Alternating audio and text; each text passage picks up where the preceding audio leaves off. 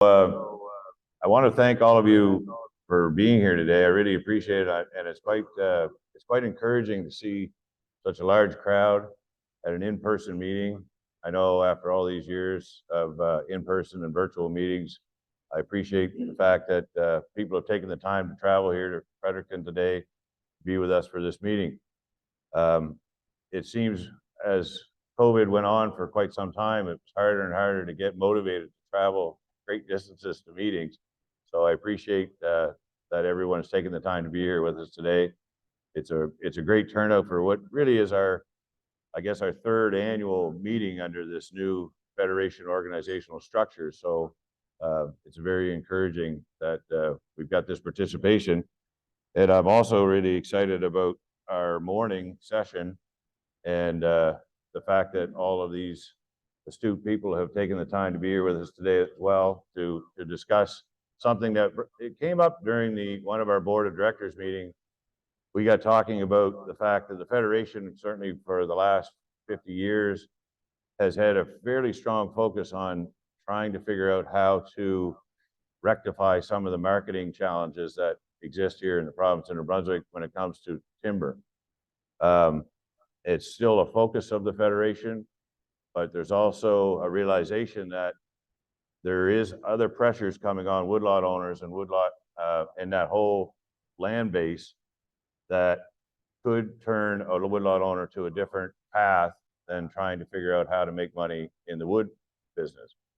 And because the returns on that particular avenue of revenue have been so diminished over the years, there's even more pressure. So then we talked about this idea that, you know, the land base itself has enormous societal benefits. When you look at clean air, clean water, wildlife habitat, aesthetically pleasing landscapes, recreational opportunities, foraging opportunities, the list is quite endless of the benefits that the private woodlot sector has to society. And if there's no benefit to the owner itself, other than personal satisfaction, how do we maintain that sector for the benefit of society while maybe putting some benefit into the woodlot owner's pocket as well? So that was the idea behind this morning's session. So I'd like to welcome Tom Beckley. I'm not going to give anybody's bio; they're going to give their own when they get up here. But Tom has agreed to facilitate this morning's session. We also have Solange Nadeau and Ron Smith and Paul Orser, Michelle Susi, and Chris Norfolk. They didn't sit in the order I wrote them down. So anyway, so I think we've introduced the purpose of this morning's session, and I think at that point I can turn it over to you, Tom. Thank you.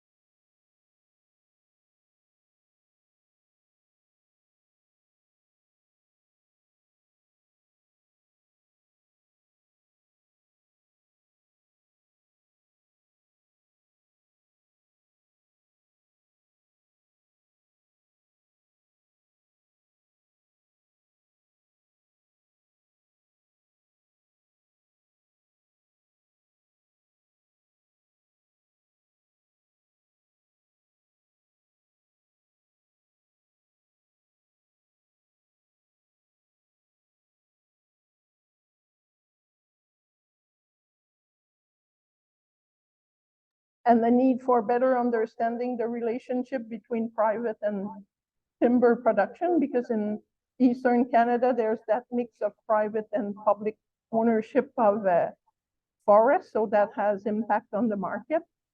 And that was 1990, but it's still, with the pandemic, we saw that it's still really a current issue in New Brunswick, and it was the same in Quebec.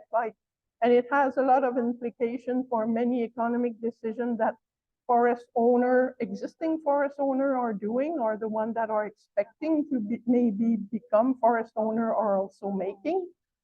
So that's a real big file, and I decided we'll start with that. So we'll put it to rest. We know there is issue with that kind of market, and you probably know much more about that than I do. So we'll move into some of the other research I've been doing more recently, mainly in Quebec, and the rest of the talk would be about some of the comments on owner and some of the decision making we see them doing, and also the economic context. So we'll look a bit, how does that Homo economicus woodlot owner exist? Like, what kind of decision do they make, and mainly about timber production. And I'll look into surveys that were conducted in Quebec between 1973 and 2012. And also have some insight more on the economic factor currently that could be affecting decision of forest owners. So I'm not sure, I'll try to put that down. Yeah, so the main motivation, like if they're rational human being, what is their driver to own a woodlot? Like in 2012, what we see was that for a very large proportion of owner, it was for recreation and pleasure. Although the economic motivation are still present, like they've been a bit decreasing for the forest product and increasing for people who see their woodlot as an investment. So mainly for the value of the land itself, how it's increasing, it's a good investment. And taking a look a bit more closely to the timber production, it's still really important factor about harvesting wood. We found that 86% of the respondents had harvested some wood. That doesn't mean they're putting it on the market. It could be for their own use, for firewood or portable sawmill too. So we took a closer look to the level of harvesting, like who's doing what we call small harvesting, that was between 1 and 99 cubic meter, and large harvesting, which is 100 meter and more, and that one being more likely to be put on the market too. So that's still a pretty large number of owners that are involved in harvesting timber, which means that there is sometime contractor or at least machinery being sold, like all the economic of timber harvesting is happening. You might just keep in mind, it might not all be going on the market. We did an analysis to find out what factor, like of all, if you ever got one of our survey, we ask all time a question about your age and how long you own your forest. And so sometimes we throw all that in the computer and do model to try to see what were the main driver about the harvesting, like who's doing small or large harvesting. How can we explain that? One important factor was the size of woodlot. It's the main driver. That the most important factor is the size of the woodlot. We had only two categories, 100 hectare and less, or more than 100 hectare. And you won't be surprised to see that if you have a larger woodlot, you're more likely to be involved in large harvesting. Similarly, we look at the distance between where the owner lives and his nearest woodlot, and it's another factor that if you're living closer to your woodlot, you're more likely to be involved in forest harvesting in the first thing, and in harvesting larger amount of timber. If you own a management plan or if you don't, well, if you own a management plan, you're much likely to be involved in harvesting, small or large. It was an important factor too. Gender and harvesting. If you're a woman doing the decision about the woodlot, you're a bit less likely to be harvesting, and especially harvesting large amount of timber. And the length of ownership, if you own your woodlot for a longer term, you're more likely to be involved in harvesting and in large harvesting. So that was the result for 2012. But we also look at the trends using older survey to see, is this what it used to be or how is it changing?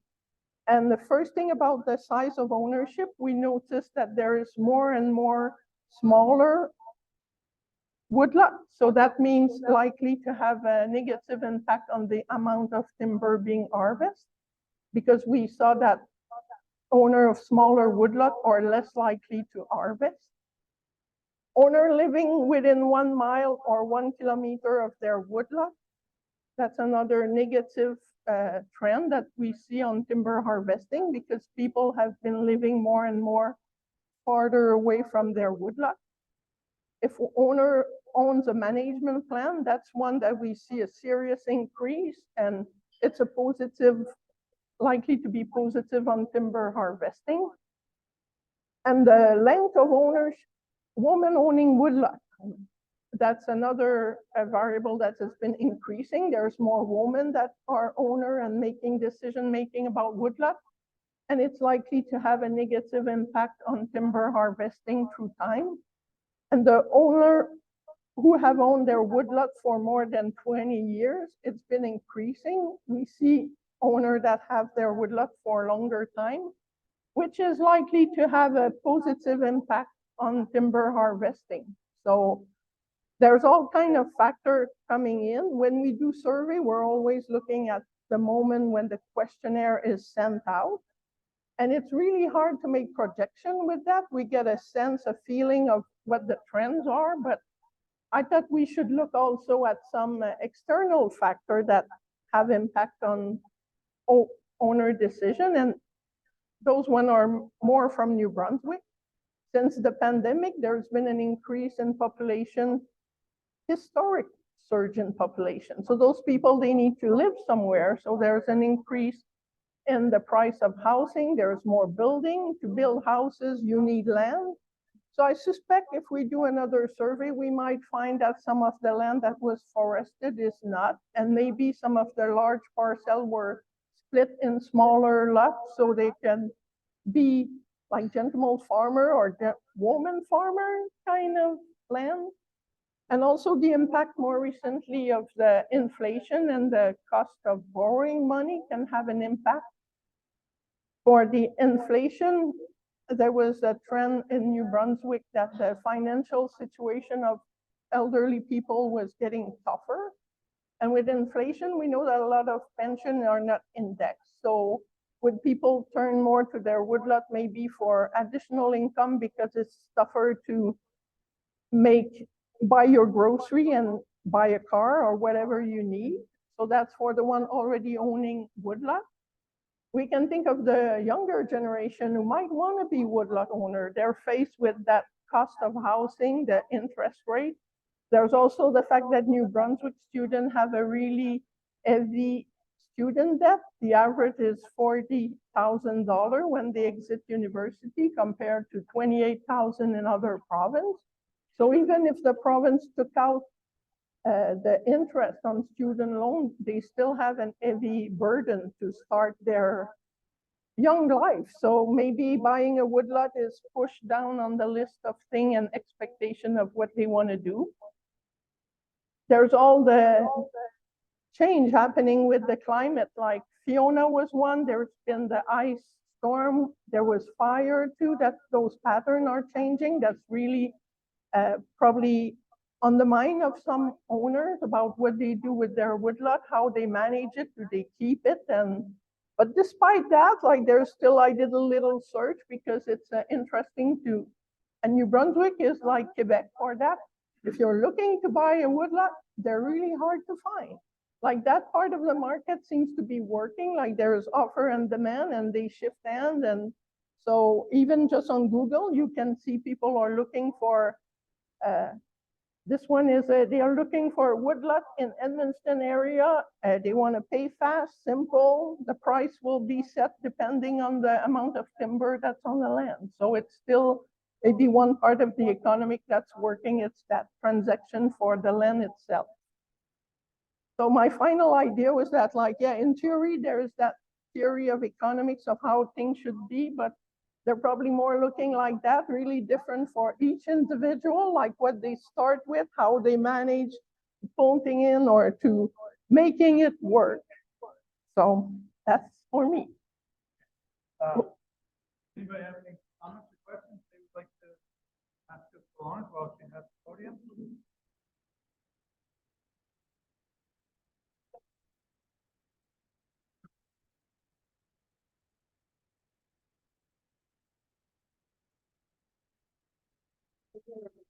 You indicated the number of plot owners. I think I saw 9% didn't that down.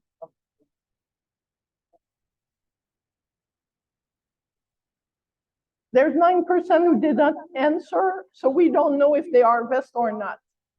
We have 15% who did no harvest, 63% small harvest, and 13% large harvest, and 9% didn't tell us. So that 9% might be or might not be, like that's what that number is about. Because you can skip question when you answer a survey, so we get sometimes no answers. Back in the legal was John Graham government, they got Don CIBC, Don Murray, was it? Robert. Don Roberts, yeah. I'm sorry. Yeah. Did he say specifically to protect harvested between the Brunswick wood harvested, and you look at that in relation to the fair market?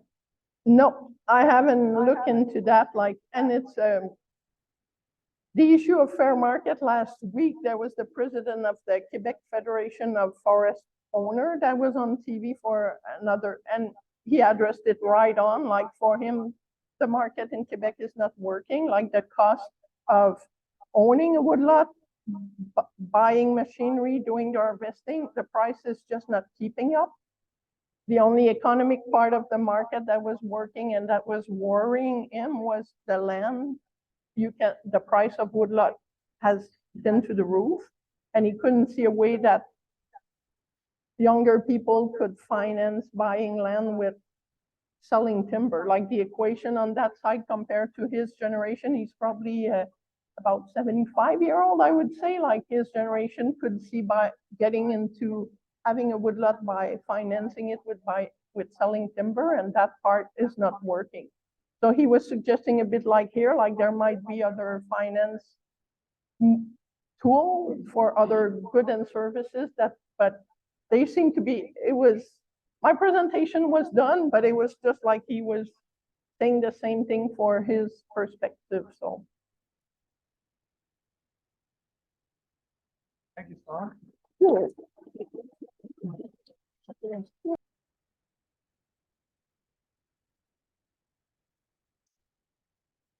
Okay, as promised, I'm going to talk about everything but timber values, all those other things that we love our woodlots for.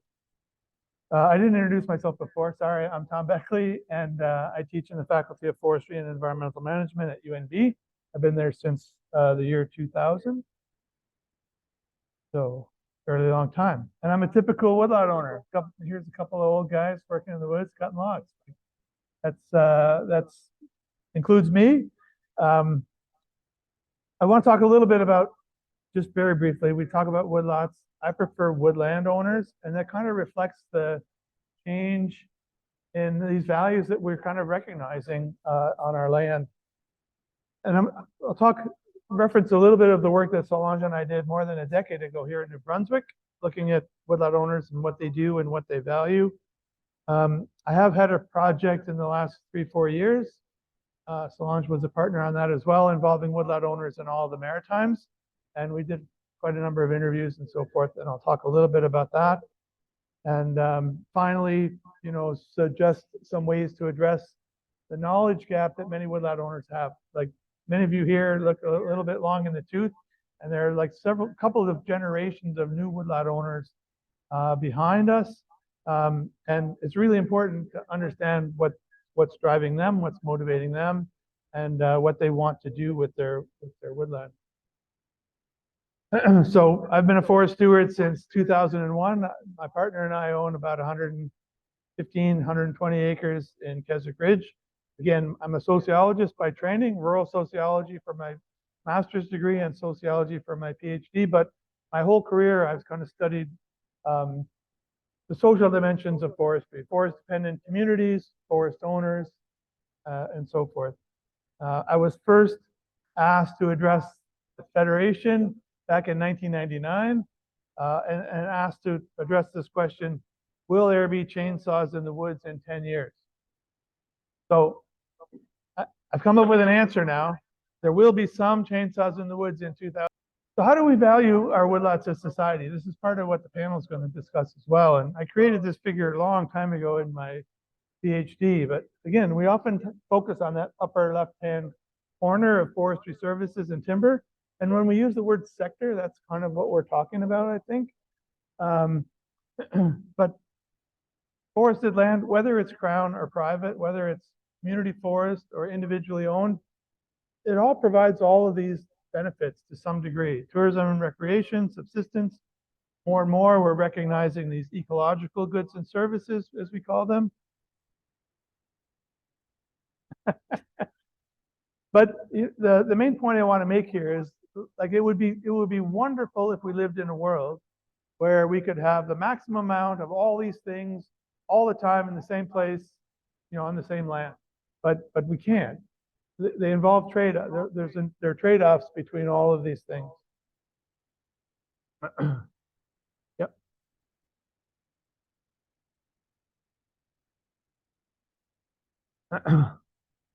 Okay, so who are we? Again, when Solange and I go to conferences, there's a big cadre of people who like to talk about this group as family forests. I'm not particularly crazy about that. Woodlot owners.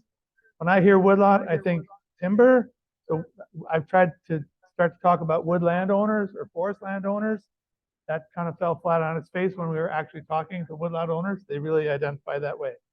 But there is kind of this stereotype as, the 55 to 60-year-old guy with chainsaw, suspenders, truck, and a tractor.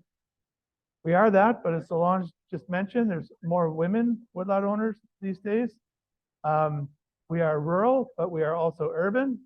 Many, she made that point as well. People living further away in New Brunswick, we don't have any, many huge cities. Everybody kind of has easy access to rural land if they wish. Resident and absentee owners, blue collar, white collar, pink collar. Some owners are new, first time, in their family. Others are multi-generational. And as sociologists, these are the kinds of variables we like to think about and like to look at. Do people's behavior or their intentions differ based on some of these characteristics? Woodlot owners are a little bit older than average, and this really comes from two factors. I was desperate to own a forest since I was 20 years old. It took me until I was 40. And again, I'm like a first generation owner. My dad was a professor of architecture in Milwaukee, Wisconsin. So I didn't have that inheritance pathway. But also, if you inherit land, oftentimes you may be in your 40s or even 50s before you're fortunate enough to inherit. And we're all of these things as well. Lumberjacks, conservationists, ATVers, anything you can do on your woodlot, some people identify through the activities that they participate in on their land. And so really, like, woodlot owners are a microcosm of the rest of society. Now, this is from the survey that we did in 2011. And there's one government representative here. I'm always pushing for, like, it's maybe about time that we updated that survey work. But one of the things that struck me on this figure is, harvesting firewood is an investment. Timber harvesting is fairly well down the list of, the popularity of the response to people answering these questions. Owning green space for future generations, heritage, wildlife enjoyment, were much more identified reasons why people own woodlands than that sort of timber sector kind of stuff.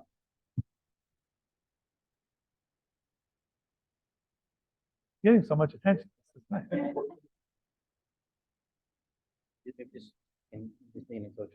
Okay. Is that better?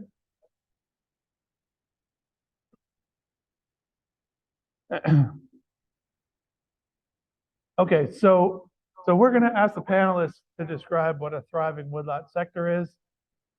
Again, I want to sort of change the script a little bit. I'm not crazy about that word. To me, sector sounds like, moving logs and timber or investments. And I think that woodlots are so much more than that. I know that we enjoy a much broader range of benefits from that. And as that last slide suggested, maybe more woodlot owners as we go through time are looking more to those other values as their primary motivators for owning land. And the work that Solange and I did in 2011, that size of ownership really does matter. And I think active members in this group have often been members in those larger size class categories, right? Something like 6% or 7% of the owners were responsible for 35 to 40% of the wood harvested in New Brunswick. So again, I prefer to think of us as a community of stewards, of land stewards, and again, a really diverse community with diverse motivations and objectives, and sometimes even conflicting values. And I think the Federation, to grow and to thrive, we need to recognize that and invite all those other folks in who weren't necessarily the timber sector people. And we're all in a relationship with our land as well. Historically, I think this homo economicus that Solange referred to, the thinking was like, what can I get out of my land? How can I benefit from my land? Personally, but also financially. And I think today more people are thinking relationally. They want to do what's good for their land. They want to be a good steward. And some of the research that we've been doing has kind of reflected this. We're asking new sorts of questions. So just to briefly give an overview of what we've been up to, we interviewed 45 individual owners, some couples together, all across the Maritimes, PEI, Nova Scotia, and New Brunswick. We also held 4 focus groups that included 24 individuals, where we, in that sort of format, you're able to dig a little bit deeper, and the check the box survey are great because you can reach a lot of people and have some confidence in the results. But to really understand like the mechanism, how people are thinking, you need some face-to-face time and back and forth questioning. We also interviewed 33 representatives of various institutions, including some of you that are here today. And we focused in that group, whether it was government or marketing boards or NGOs, we focused on people who directly interact with woodlot owners. And so again, we were trying to dig a little bit deeper into this idea of, well, what's your relationship to your land? And so we did ask, what do you expect from your land? But in the focus groups, we also asked, what can your land expect from you as a steward? Like, what are you doing to improve or give back to the land? This was also research that I did in New Brunswick, Maine, and Sweden about 10 years ago. To whom or to what do you feel you owe an ethical obligation in how you manage your land? Is it to the land itself, to the wildlife, to your own ancestors only, to society at large? And we had some interesting results from that as well. And then this one too is interesting, like to what degree is your identity as a person, as an individual, wrapped up in your relation to your land? I know that's true of many that are in this room, and it's true of myself. Oftentimes when I'm asked to be on an academic panel, as a forestry academic, and I'm asked to introduce myself, I start out by saying, I'm a woodlot owner from Keswick Ridge, because that's important to put out there that that's who I am. So what did we find in this research? Well, it shouldn't be a surprise. people care very, very deeply about their land. It almost doesn't matter what their values orientation are. They all express that they care deeply about their land. But more and more, I think people don't know how to translate their values into action. People want to be good stewards, but they don't know who to turn to for advice or help, and they don't know what specific actions to take. Sadly, there's a lot of fear, concern, and distrust of having other people do work on their land. We heard story after story after story of, we hired a contractor, they came and they didn't do what they said they were going to do. Some of it is personal experience. A lot more of it is, what the rumor mill and what they hear. And, like one of the fellows from North Nova in Nova Scotia said, it's really hard to communicate in advance of a forest operation just how, messy cutting trees and building a road is. Like people don't expect it, and oftentimes they have a intense emotional reaction when they see it, even though, in 3, 4, or 5 years, the slash is going to be down, and you're not going to notice it nearly as much. Many want to be active stewards, but again, this growing segment of the woodlot owner, landowner population doesn't necessarily want to do that in a timber harvesting context. So they're interested in foraging, habitat hunting, ecosystem health, and passing the land on to some other person or entity in better shape than they found it.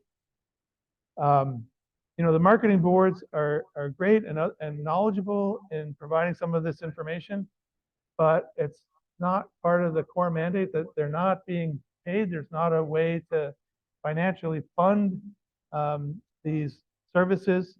And so again, in recent decades, people have few options for where to turn to get the information they need to manage for these other values.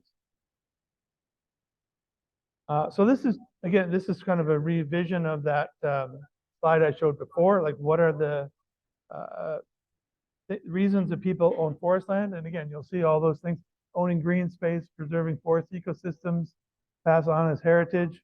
The percentage number are the people that checked off these are important or very important. So again, I modified this a little bit for 2023. Some dropped out and some new ones like carbon sequestration crept in here. But we sort of categorize these values as use values or instrumental values, and then life support values, and then even we call them moral and spiritual values. And those big numbers are mostly in the things that are life support values or moral, spiritual values these days. So who are the experts on all these different values that forests might provide? Well, they're all over the place. They may involve, the first one is realtors. That your land speculation or your land value, like a realtor would be the best person to know that. Marketing boards, for sure, on the sale of timber or firewood. And financial advisors maybe on, like, how does your land and the value inherent in your land fit into your retirement plans and strategy.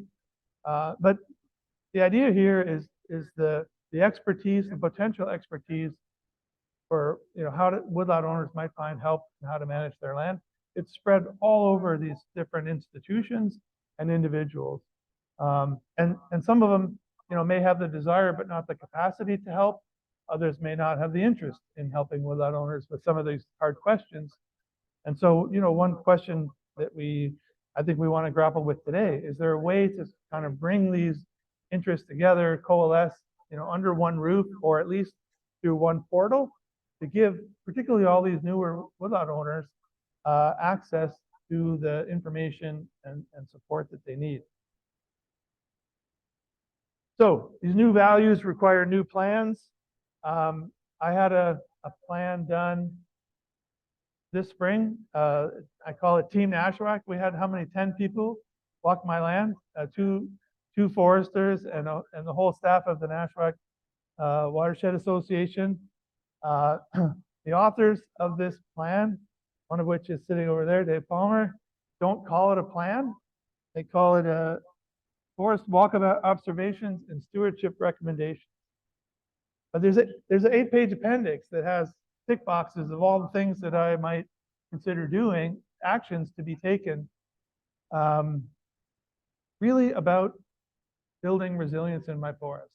So the land that I obtained was harvested, not super hard, the year before I harvested it, obtained it 20 years ago. And to my horror, like, for a long time I did nothing. I was letting the land kind of come back to life, but I've got a lot of fir. I expect some of you do too. And so that small fir that I thought was going to grow into big trees someday is dying. And so, there's a little bit of a section on how to maybe salvage some of that. But again, I've got a really healthy income as a professor, and I don't need income from my land. So my priorities and values are a little bit different. And this awesome plan, I'll share it with anybody who wants to see it. It's exactly what I needed, like for my interests and values. And it also took into account, my capabilities, I guess, how much time I have, what I might want to invest, both time and money into my land. So here's Peter.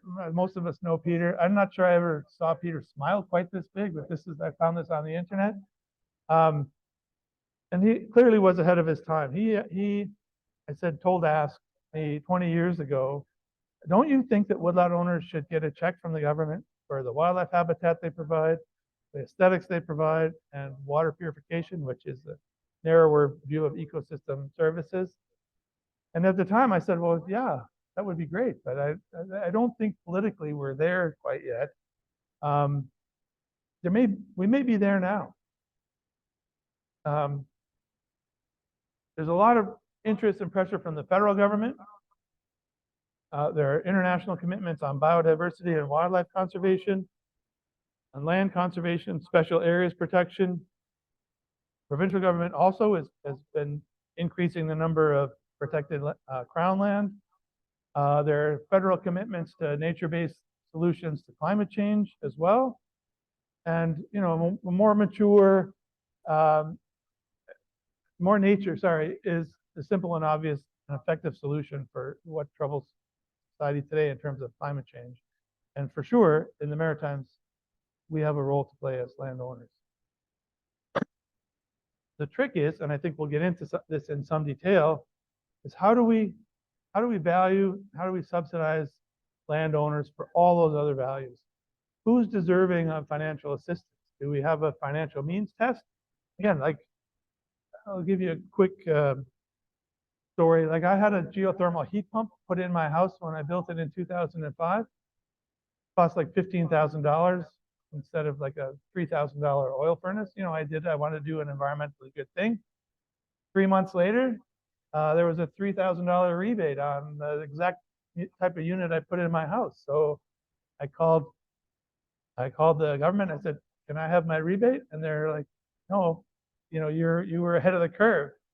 And my partner, many of you know, Louise Camo, she says, no, like, you're exactly the person who shouldn't get the subsidy because your environmental values were going to say you did that anyway. So how do we sort out that, of all the landowners, like, who are the ones that are going to do this anyway? And who are the ones who need a little bit of a financial nudge to get them to do something on their land a little bit different?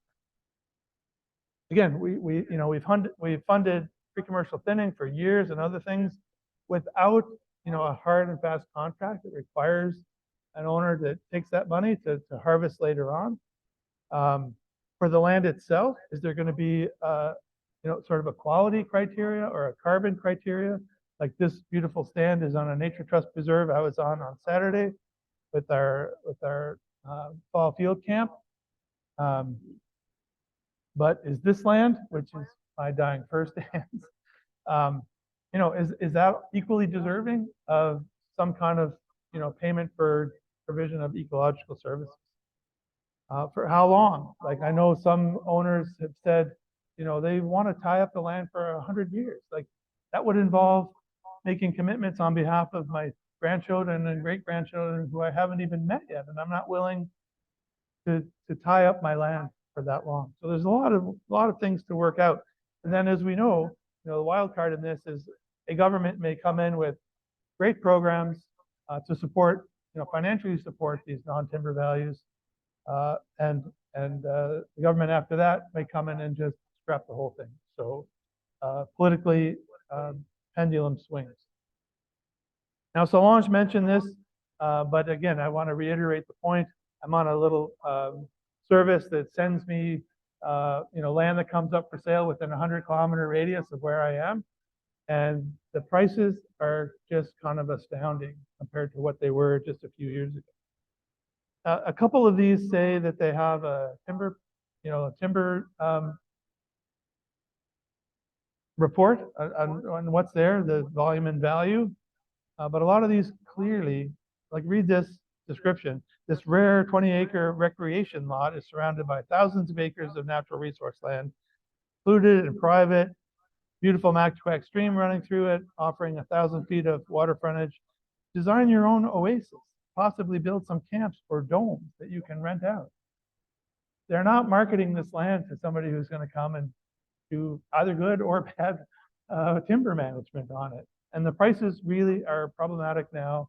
I know many people are upset with the quadrupling of timber prices that didn't benefit owners at all. And so, as well, with COVID, there was an influx of owners from other provinces moving into New Brunswick that have sort of created this. Maybe it's a bubble, maybe it's not, but it's changed the nature of the game a bit. Solange mentioned this large, and we found this in New Brunswick too in 2011, this large group of owners who say they harvest, but we're pretty sure that they're not like harvesting, putting it on a truck and sending the wood to a mill. Just anecdotally, I with a partner bought a portable sawmill last year, and 4 other people, one person already owned one, 4 other people in this like 1.5 kilometer, 2 kilometer stretch of road all bought portable sawmills. Woodland Mills, I wish I don't know if they're a stock company, but I wish I'd bought stock. They're flying off the shelves. I think there are positive signs. The New Brunswick strategy that just came out last week or the week before got a lot of really, really nice words and ideas. It appears that the government wants to support this broader range of forest values coming from Crown land and have a broader constituency that they're considering when managing Crown land. And woodland owners as well. I think, we own 1/3 of the province roughly, and we need to be involved. Like for the governments, federal and provincial, to kind of meet their conservation objectives, they need portions of our land base as private owners. And again, another positive development. Many of you are involved in this, but ongoing discussions between government and the woodlot owner community regarding, again, the delivery of those extension services or those help services to a broader array of forest owners.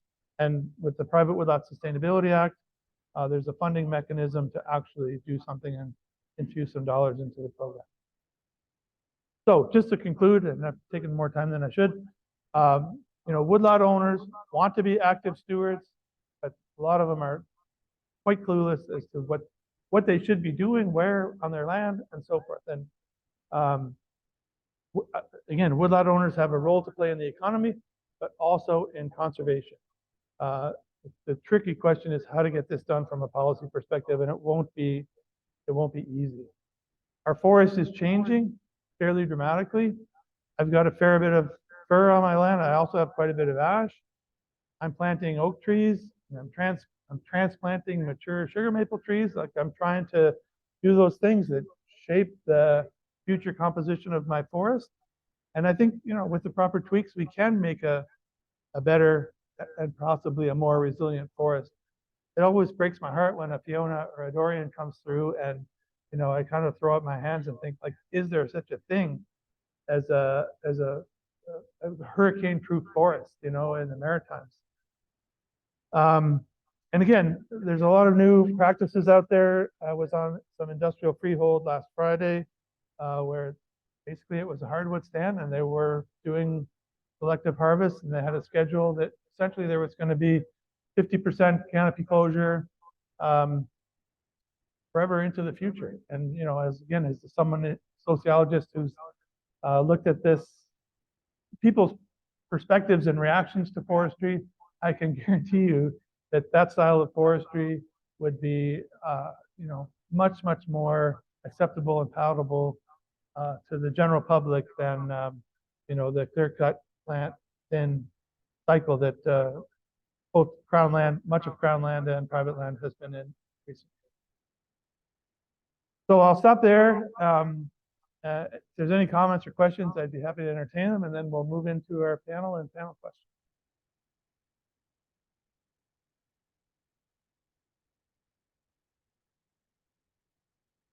I thought it was all perfectly clear.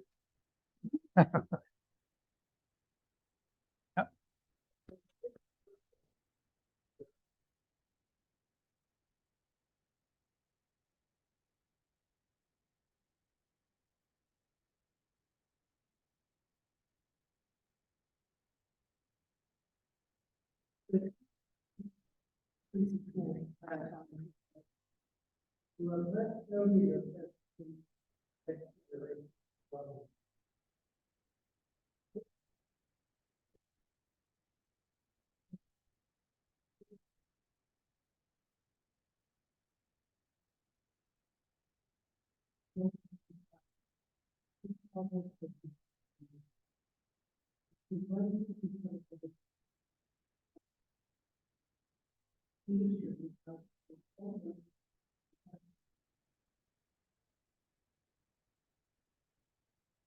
That's a, no, that's an excellent comment. I was shocked, and I'm guilty of this myself. I mean, my partner and I always say, well, we want to give the land to whoever's going to love it the most or love it the best, right? Right now, that's, you know, my kids are 26 and 29. My partner has children that aren't my children. Complicated, but you wouldn't believe how many people we interviewed, like people that were like 77 and 79 years old, who we asked that question, what's going to happen to your land after you pass? And they're like, oh, well, we're really worried about that, you know. Well, what have you done to plan? It's like, we really haven't done anything yet. So it's an excellent point, and it's so emotionally charged that you know, like so many of us spend our lives trying to pass our values on to our children, and yet this crucial factor of like, how is that like legally going to happen? And in the work that we did around sort of the ethics around forest ownership in Maine in particular, people were putting easements on their property because they didn't trust their children were going to carry on their values. You know, like down there, the pressure really is on subdividing land into 5-acre recreational parcels. And so, you know, they would say, you know, we love you kids, but we don't trust you to not cash in, you know? So it's an excellent comment. Pardon? Okay. All right, we will move into the panel now. Let's see, I put the questions on the back end of this.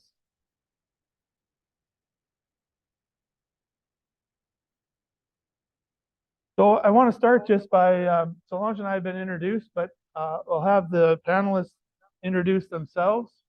I think we're going to have to pass this. You have one as well? Okay. So we don't, can I give them this mic, or is it not long enough? I know all these individuals, some aren't what they were when I knew them in their profession. So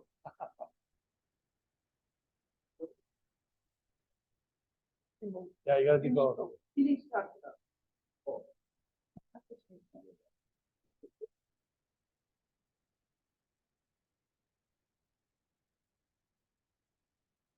there you go. Go ahead, Ron. Okay, I think I know vast majority of folks in the room here. My name's Ron Smith. For the last 25 or 30 years, my soapbox has been non-timber forest products. I came from a research background in Canadian Forest Service and decided to do what nobody does after 28 years and quit to work for yourself. But basically, Tom gave a very thorough overview and said many of the things that I would have introduced my perspective on these questions.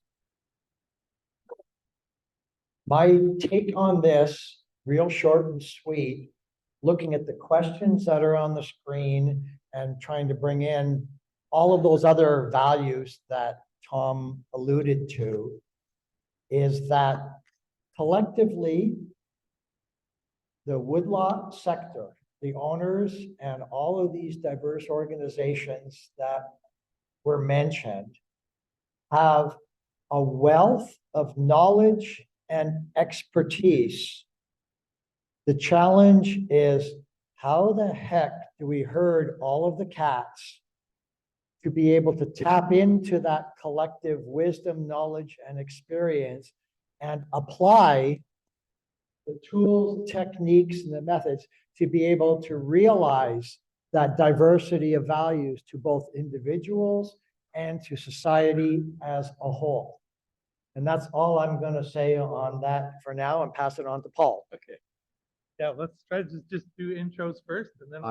I'm Paul Orser. I've had the pleasure my 40+ year career to work in industry, government, private woodlot owner, a member of the Forest Products Commission right now. So I have a good understanding, I think, what goes through the head of most people in the forest sector in the province, and I got some ideas on how to move that forward. Hi, I'm Michel Soucy. I'm a professor of forest economics at the University of Moncton, the forestry school up in Edmonton. I'm also a woodlot owner, and I work on tactical planning.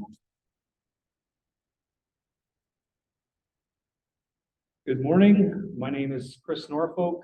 I'm the Director of Forest Planning and Stewardship Branch with the Department of Natural Resources and Energy Development.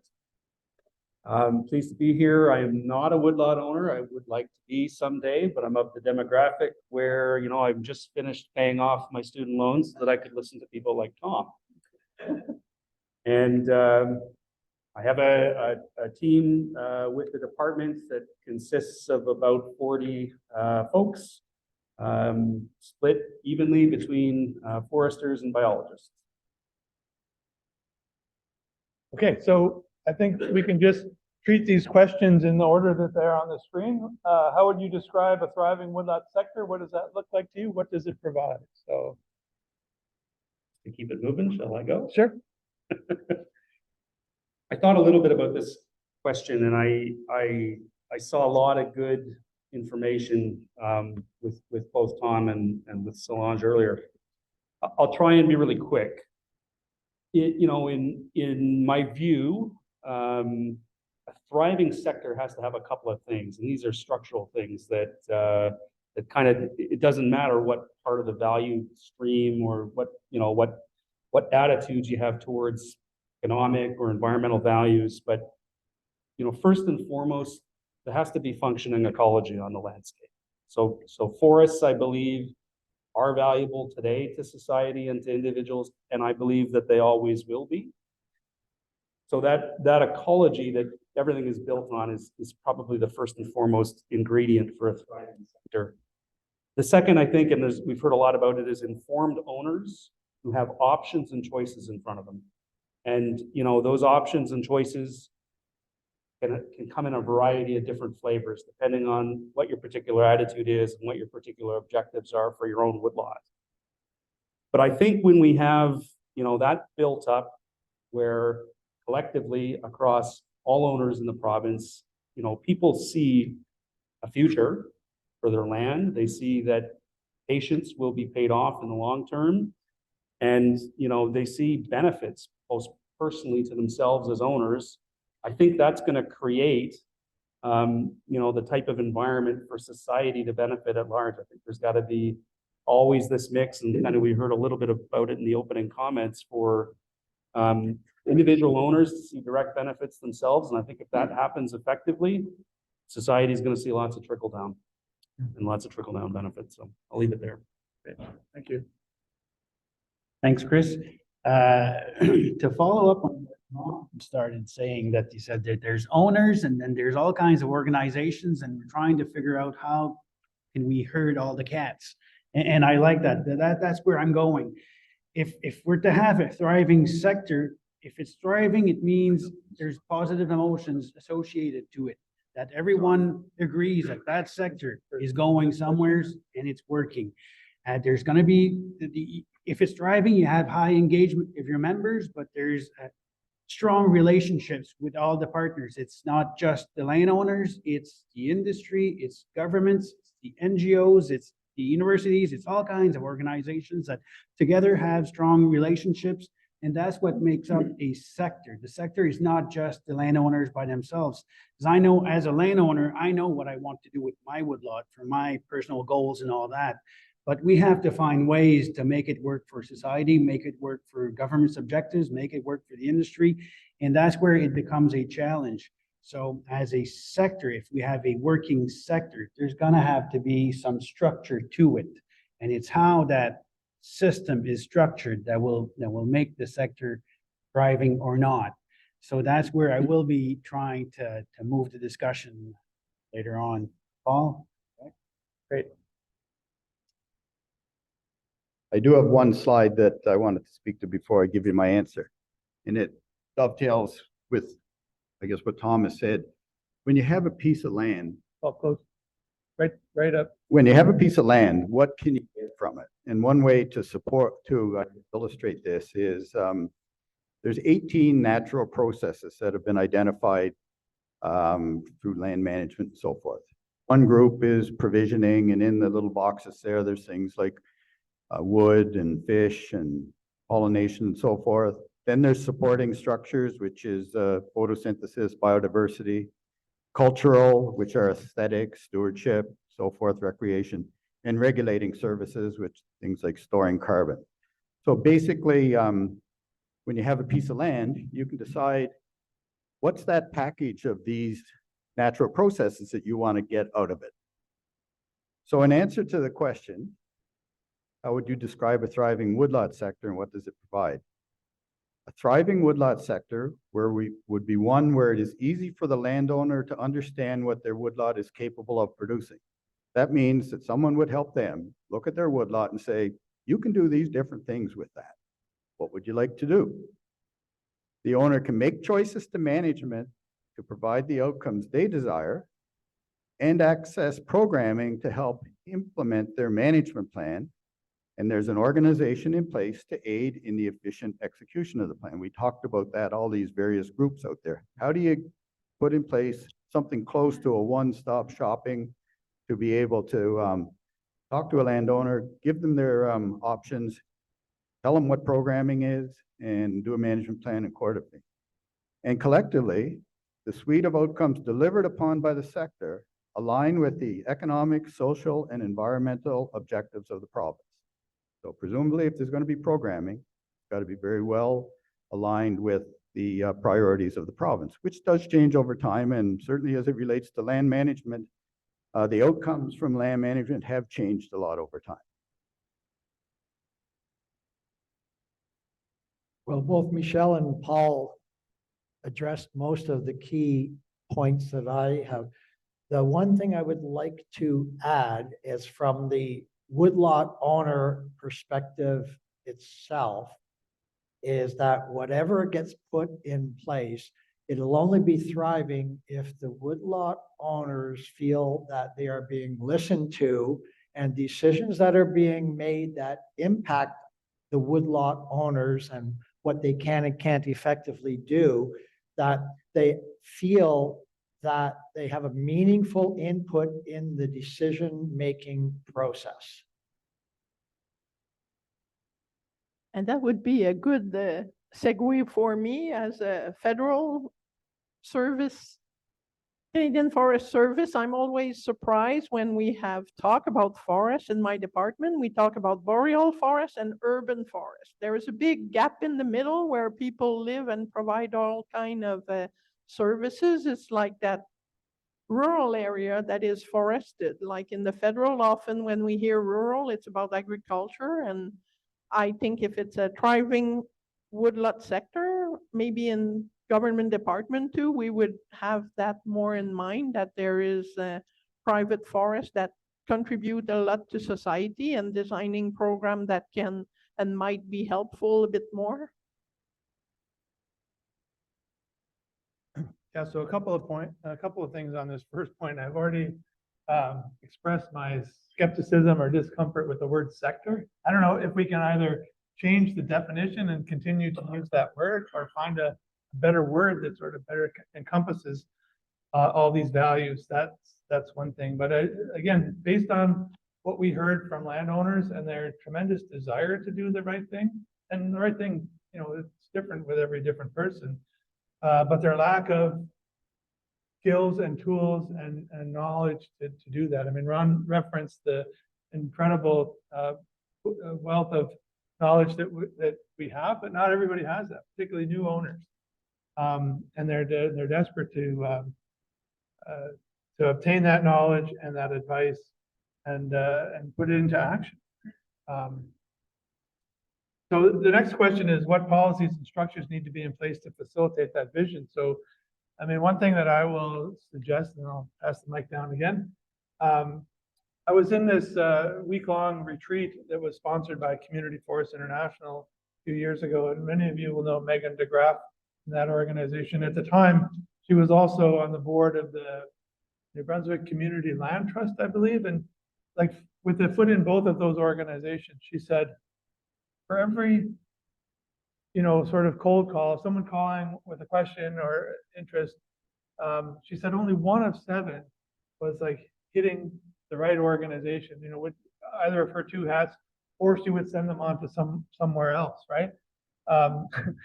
So I think it's fine to have all these different organizations involved and engaged with woodlot owners, but if there was better coordination, and like she was talking about, sort of a website or a portal, that you could enter and type in your question, and says, well, these 3 organizations would be the best ones to try to get that help. I'm not sure, actually COVID was great for getting gray hairs like me and older, like a little bit more computer savvy, but I'm still not sure the website is the best way to do it. Boots on the ground, and a website that did that same thing, that had people that maybe didn't have the information themselves, but they knew where the information was, in what institutions that was housed, and how you could access that, I think, is one structure that I think would be quite valuable. I sort of referenced the challenge on the policy part, and I'll give a potential pass to the government representatives on the panel. If you don't want to commit your bosses to doing particular things, you can pass on that if you wish. But happy to hear your perspectives too. I'll certainly pass on that, but I think for the structure, and maybe someone mentioned doing it for the next generation, it's like thinking about the next generation. It's likely to be someone like me who spent a lot of time in university and have not handled change that often. Like, what's their level of confidence about their own skill, and what they might need for support, like for that new generation, and transfer of all the wealth of knowledge that you have about harvesting. Like, I think peer and maybe mentoring or something that could be done, because one woodlot owner talking to another woodlot owner is often very efficient. So that would be one idea. Short and sweet answer. There needs to be a central forest extension service in place with guaranteed long-term funding to serve partly the issue that Tom mentioned about a portal, a centralized coordination or something. And I just say forest extension because I've been around long enough. There was one at one time that people would know to go to. But a policy, and at the government level, bottom line, it needs to be established, and it's got to be stable. And once that is established, I strongly believe that the details on the delivery and how money can be best put towards meeting the various needs can be addressed. Okay, thanks, Ron. Just a note on policy, when you're in government, you'd like to make policies that don't only reflect the conditions of today, but also how things may evolve going forward. So that means there should be some flexibility to maybe refocus how some of the programming gets applied. So what policy structures need to be in place to facilitate your vision? Policies need to be in place to be able to support the delivery of the full range of natural process outcomes possible from private woodlot forest management. Programming support would be in place to support delivery of all provincially aligned natural process outcomes with funding commensurate with the hierarchy of provincial objectives. What that means is some things are very important or more important to government. They'll put more money into it. There may be some small things that a small group wants to deliver upon. Maybe you should have a little bit of funding available to that. So that's what I mean. And as objectives change through societies changing in values or whatever, then and maybe the programming can change as well. One or more delivery organization, which primarily supports forest management, which is all of those things, needs to be in place to both build delivery capacity and ensure efficient deliveries. So you have to have, Ron talked about what do you call it? The extension services. I see it actually being actually bigger than that. It would be a full delivery type organization.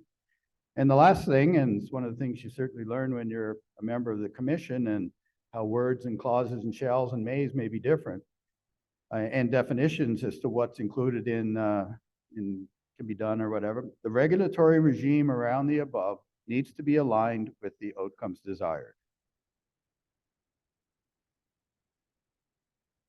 Thanks, Paul. That's a big question with regards to policies and structure. For me, it's two different things. If we have outcomes from woodlots that goes to the mills and all that, it's because there is a system. There's always a system, but the system that we have may not be efficient, may not be clear of what that system is. The structure is not clear, and we may not know who is controlling that system. And that's part of some of the issues that we have, of who has that control over what's happening with private woodlots in New Brunswick. Policies have important roles in that they guide the actions that the landowners and the other partners of that structure can take, and how and the consequences of their actions. When Sweden put in a policy that forced landowners, they enforce the obligation of landowners to have knowledge with regards to environmental measures. Within a few years, they had to train over 100,000 landowners to environmental benefits. Not to say that the landowners didn't care about the environment, but they needed the knowledge, and to force landowners to get more knowledge and to work towards it. Policy helped to move landowners in that direction. So policies kind of tie your hands to some degree to force you in some direction that will overall benefit everyone. So we need policies, they help, but it would help that it would fit within a structure that we would understand who's controlling the private woodlot sector, who's part of that sector, how the industry fits, how the government fits, how the individual landowners fits, the federation, the marketing boards. We're all part of that big system, and it's unclear who controls what and who's got what role in there. So there's a need to clarify that structure in New Brunswick if we're to have a thriving sector. We have to decide, do we want to set the 42,000 landowners to become a strong group that would be able to compete against the Crown lands, that would be able to be strong enough to strong-armed industry? Is that what we want? Or are we trying to have a world-class, leading, thriving woodlot sector where the landowners partner with the governments, the agencies, the industry, so we have the best private woodlots managed the best way possible for our mutual benefits and have world-class forestry? What do we want? And it's not the same thing. So trying to understand what kind of structure there is one, but how do we fit in there, and how do we have the right policies to move everyone in the right direction? So it's not something I believe we could answer within a year, something like that. It's an ongoing project to clarify the structure for the woodlot sector and design the proper policies to move us ahead. And that we need willing partners that will sit at the table and clarify that structure, clarify the roles. And like Paul said, he saw something much larger than what Ron had previously said, but I see even larger than what Paul is saying, that there has to be a clear overall comprehensive structure for New Brunswick in terms of its woodlot sector. And that's how we can move on, I believe.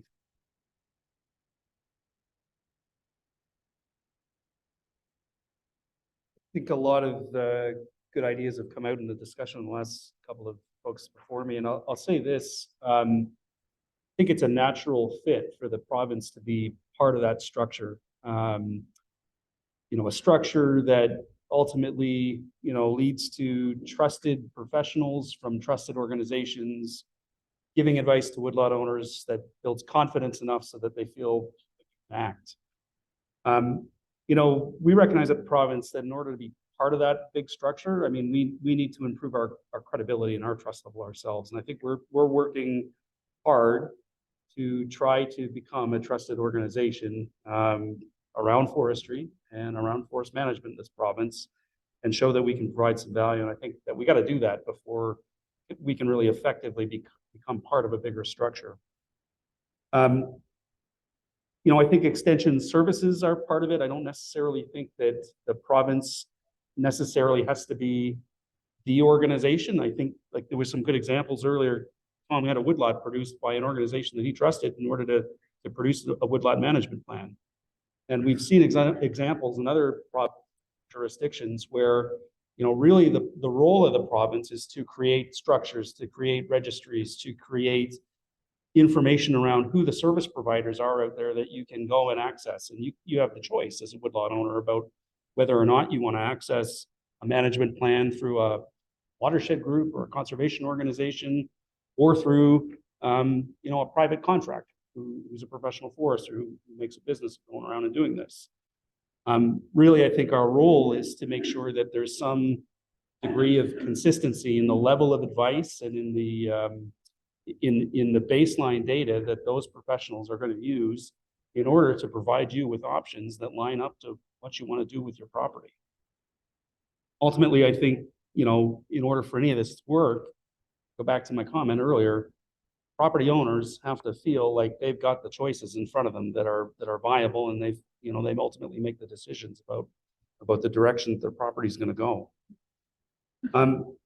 You know, one of the other structures that I just think that is important that maybe we haven't talked about, but it's a fundamental baseline, and it is something that government can do and we can provide into this system, is stability through things like concrete, science-driven, trustworthy information about the state of the forest. And I don't mean broadly speaking at a provincial level. I mean, as an individual owner, you're able to, or somebody working on your behalf can get their hands on credible information about the type of forest you have. If you don't have that knowledge set yourself, I realize people coming to the Federation AGM are probably really well informed, but you know, there's 41,900 people that aren't in the room, who are landowners. I think that we can do that. I think that we are striving to produce, you know, open, transparent, high resolution information about forests that, you know, let a woodlot owner know potentially what species they have, potentially how much carbon is there, potentially whether or not it has habitat value, potentially whether or not there are other societal benefits that are coming from it. And I think that's a structural thing that really, you know, we've come so far. We've still got, you know, more to, I say, further to go in order to make that accessible. But it's something I think we can do to make the system work overall. Okay, the third question is, you know, how might woodlot owners capitalize on the value that their woodlots provide to society? So clearly, there's value in that land base. Should we be compensated for some of that, what we provide to society, and how might that happen? So Chris, we'll just start with you and work your way back again. That's a great question, and I think a question that has been out there. You know, I think you said you were dealing with that 2001, when you first spoke to the audience.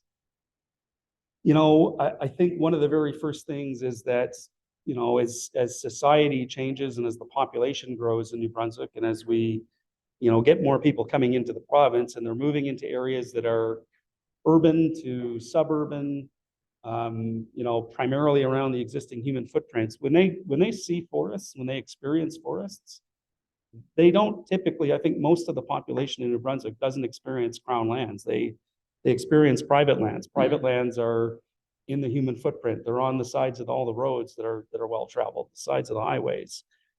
And I think one of the first things that we can do that are going to lead to mechanisms so that owners start seeing more direct benefits, more financial benefits for things like clean water provision or flood attenuation or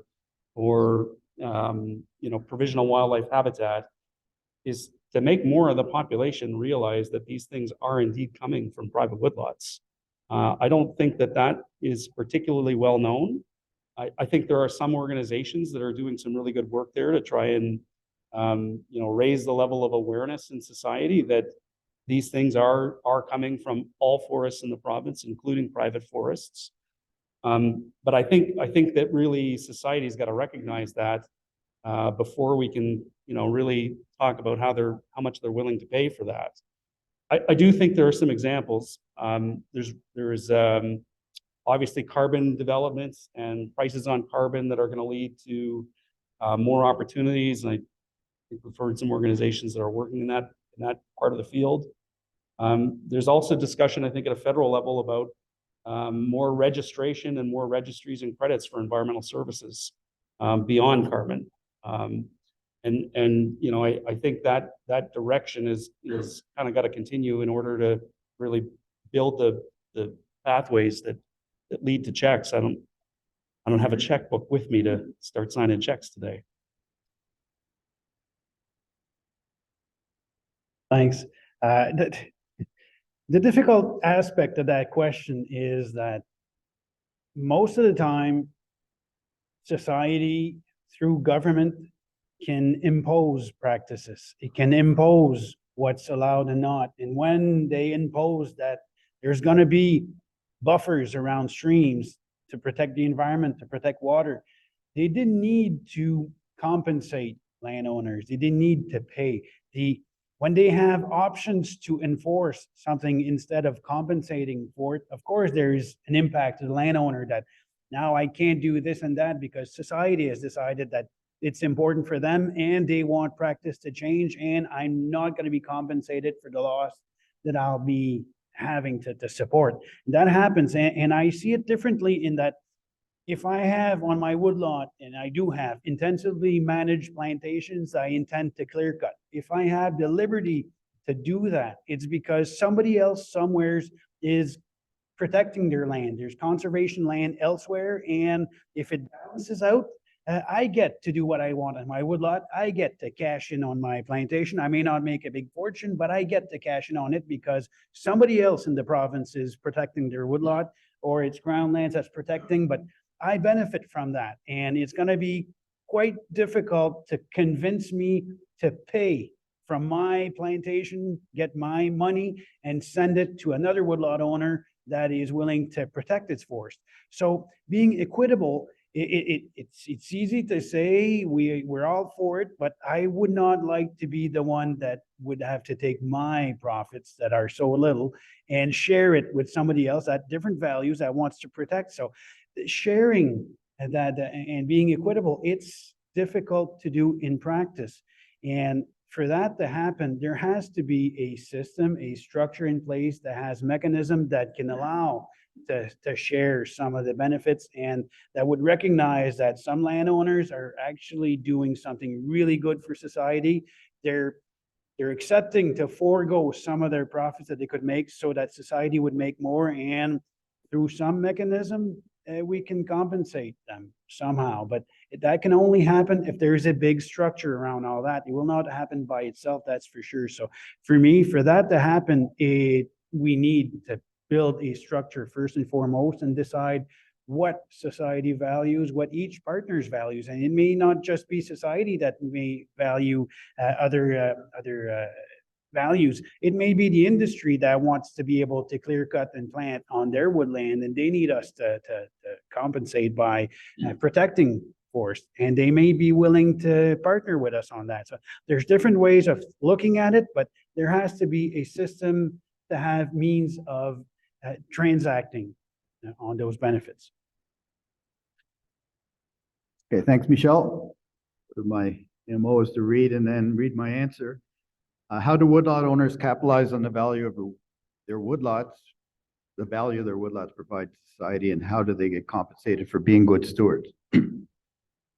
Woodlot owners can capitalize on the value of their woodlots, on the value of their woodlots provide to society by committing to implementing management plans, delivering on outcomes also shared by society. Those woodlot owners are able to access programming to deliver those values sought by society. So that would mean that some of the funding programs would allow management to deliver on primarily non-timber objectives. Those woodlot owners are able to access programming to deliver those values by society, and in the process of doing so, the owner would benefit from programming which enhances the investment of their woodlot and or increases the value they receive from the sale of products and services from their woodlots.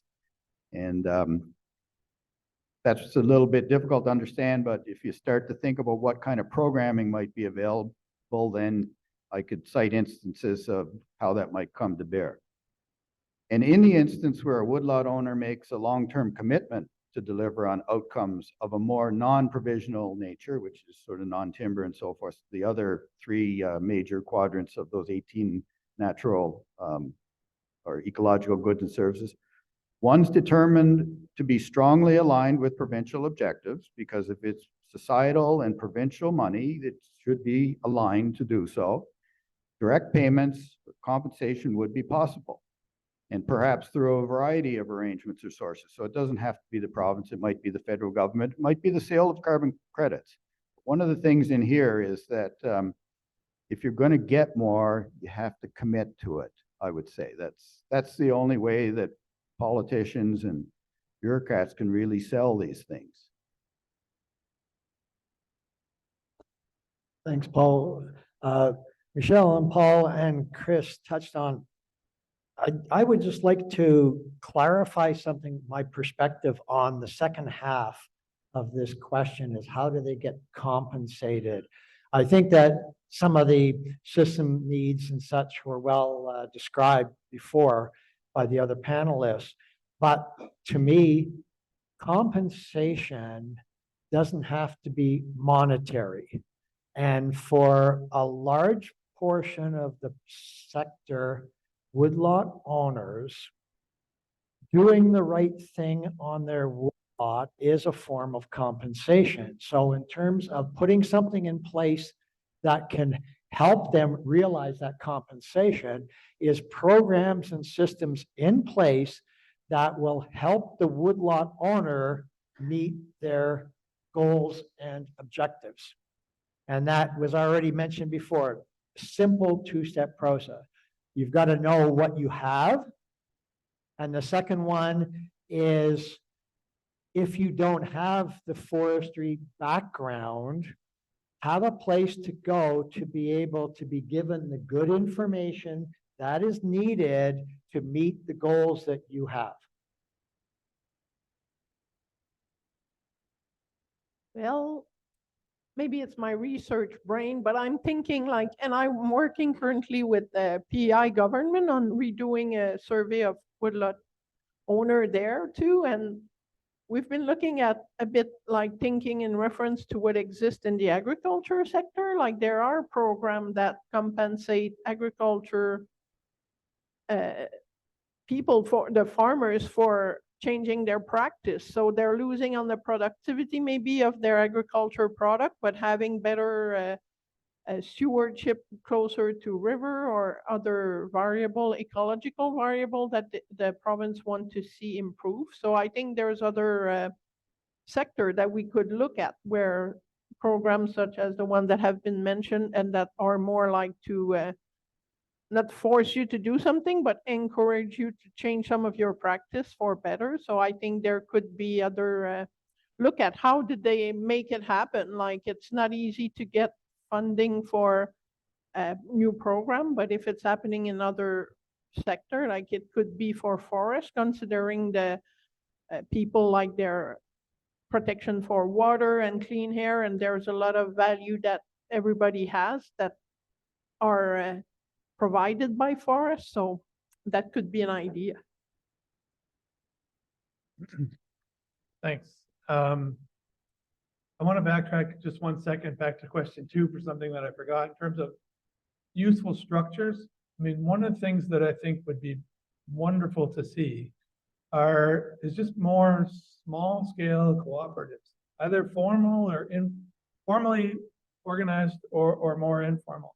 And the fact that I have four of my neighbors and 5, 6, 7 other families own portable sawmills that run a few days a year, probably, you know, it's like not our livelihood. My dream was always to have a neighborhood one, and a neighborhood sugar shack and evaporator, which, yes, the management of it would be challenging and difficult, but the rewards, I think, would be, you know, building stronger relations with your neighbors and community. And those people, those trusted people with the information, oftentimes are, you know, live next door or just down the road. And we have this big, I think, sort of social barrier around going to ask for that sort of help from a neighbor. But if there was kind of like, we had this idea that we're in this together in some kind of cooperative structure, I think that would help. You know, on the conservation value, on this question of like how are woodlot owners compensated, I'm on the board of the Nature Trust of New Brunswick, and it's kind of sad to me that in order to kind of really solidify those conservation values, the landowner typically has to like give up title to the property, right? It gives you a good warm feeling, but then all of a sudden you don't really have a say in it anymore. You're lauded as a donor and so forth. But then it's up to that other organization to take over management of that property. And there's not really a mechanism in place now. It's kind of reward conservation values, you know, while you still hold title to the land. I think Ron's point is excellent in that, you know, cash in your pocket is not the only form of compensation, and recognition goes a huge way toward giving something back, like, you know, like just a pat on the back is oftentimes because people are managing their land according to their values, and just sort of being told and appreciated for that, and essentially the gift that provides to society. Sometimes that's enough, right? Cash is nice too, and I think there will be opportunities. Like carbon is the obvious one, but like that's a market that's still, I would say, forming, right? And no markets are like truly free markets. There's always government involvement in kind of shaping and regulating those markets, and not just, you know, provincial governments, but federal governments. It's a tricky one. It's a tricky one, and it'll take some time to evolve. I had the same idea. Rick came over and chatted and said, let's make this a little bit more interactive. So if anybody has anything they would like to say with regard to the first 3 questions or what any of the panelists had said, yeah. Yeah. I'll be quick so that you can go with the open floor. I just wanted to build on the point of Paul's that dependability and certainty in the long term ability, that has value. And I think that has value whether or not you're talking about conservation agreements and mechanisms to get compensated for conservation, or if you're talking about mechanisms to get compensated for providing other values. And I mean, I think about examples, Tom, you mentioned that great mechanism for conservation other than purchasing the land, other than a land trust going out and purchasing. Well, why do they do that? because it guarantees that conservation value will be there forever dependably. But I think there are other mechanisms evolving, and whether or not those look like conservation easement opportunities, or the province is interested in other types of conservation agreements that don't involve the transfer of land, because we realize that's a huge barrier for some people. You know, maybe providing certainty for a period of time, there are ways that a landowner can get compensated accordingly. Maybe that's looking at ways that you can lock in a tax rate for a period of time, or on the side of silviculture, you know, perhaps the scale of compensation and offsetting from a silviculture program can be linked to the level of commitment on the other side. So I think if we're creative and look at this idea of certainty, then, you know, that I just wanted to say that that's got some value, and we should be thinking about how landowners who are willing to provide societal benefits, maybe it's for 5 years, maybe it's for 10 years, it doesn't have to be for 100 years. You know, that maybe that provides us with some new ways of looking at compensation mechanisms. So, you know, I just wanted to put that out. So, who wants to play? I will come not just with one microphone, but two, and we'd love to have some comments from the floor.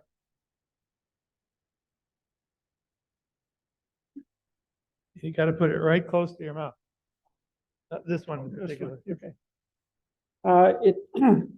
I'm Say your name. I'm Dalton Dickinson, woodlot owner up in Carleton County. I live here first.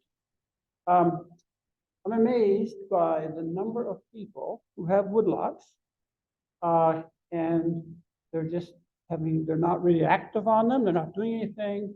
A lot of them are left to them by, you know, their ancestors. And at my stage in life, I meet them various places. They'll say, "What do you do?" And I'll say, "Well, one thing I do is I'm doing this on my woodlot. I'm planting trees, and I'm doing this, doing that." And so they haven't heard anything about that. They maybe haven't tried, but they just haven't done anything. So some people will actually, after you've had a discussion, will speak and get information from marketing boards, and more should be members of this program right here. So I think unless we can get all these people involved, or if we do get more of these people involved, what I've heard today is going to have to be a lot more effective.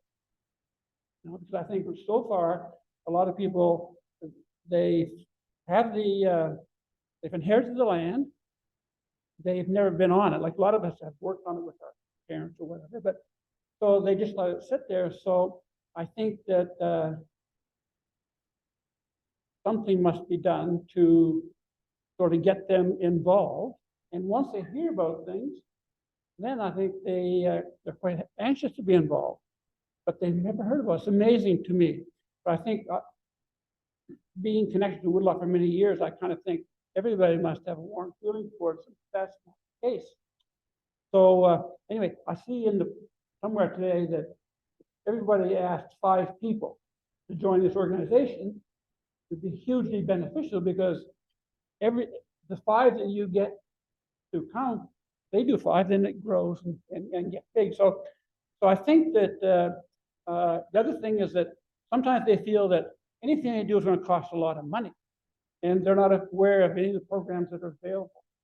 So I think that the word needs to be spread, and probably this organization can continue to do things to make that happen. Great, thank you. In the interviews that we did all throughout the Maritimes, one of the things that I learned is that the Nova Scotia Woodlot Owners and Operators Association has kind of created a deal with the provincial government with access to their database on land transfers. And so they know who the new woodlot owners are, whether it's through purchase or inheritance. And they have a little package that they send out to say, well, okay, you're new, suddenly you're a woodlot owner. What does that mean? What are the opportunities? What are the government programs? And you know, trying to establish a relationship. So Andy Kekich, who's the leader of that organization, I'm sure would be happy to share the details. I have them in a computer file from the interview we did. But I think that would be a great way to try to recruit people into this organization and into being active woodlot. My name is Hayes McRae from, Close to you. my name is Hayes There you go. McRae from, I don't know why I have to use this. Y'all hear me with this voice? My name is Hayes McRae from South Antigonish. Belong to the North Shore Forest Product Marketing Board. People keep on saying Crown land. It's not the Crown's land, it's the public's land. That belongs to each and every one of you. We've a lot of the Irish rebel movement. And as for compensation on the woodlots to society, I'd like to say that my land, 3/4 of my 200 acres are on the city watershed. I have no problem with that. My compensation is the feel-good feeling that I get when I see a nice clean flow of water and a managed woodlot. Thank you. Great.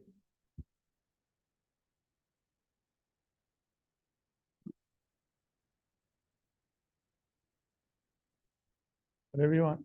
I'll hold the other one. Well,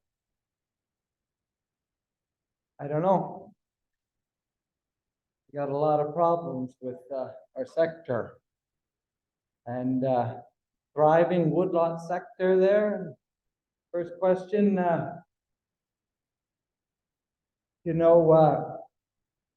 would say that the fairness has gone out of the system totally. The Crown Lands and Forestry Act used to be good.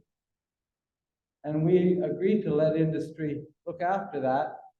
They agreed to a whole bunch of things. And the policies and structures were in place. And we've allowed them to be just totally trashed. And I would say to a number of the players in our sector in forestry in New Brunswick is there is a total lack of trust from the woodlot owners, woodlot sectors, with the establishment and the government and the industry. And I would say that, like, I guess I wanted to ask one question on the structures to the panelists. I learned, Paul, that you're on the commission there, the Forest Products Commission. That I thought was a structure that was to protect the fairness and protect the marketing board system. And I'm just wondering if you could explain this decision that was made to not allow the private woodlot sector to represent the private woodlot owners. And it's just, I don't know, it's a big can of worms, I know, and it's Chris, do you want me to answer that? or yes, Tom? please. Gotta keep moving along too. Yeah.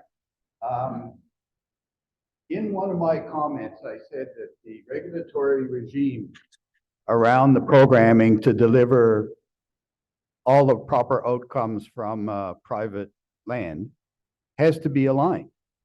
And I've learned in the pleasure of the last year, when you looked at the act and regulations and things that are written down that any third-party organization has to apply, and it doesn't allow it, they have no choice to make it up.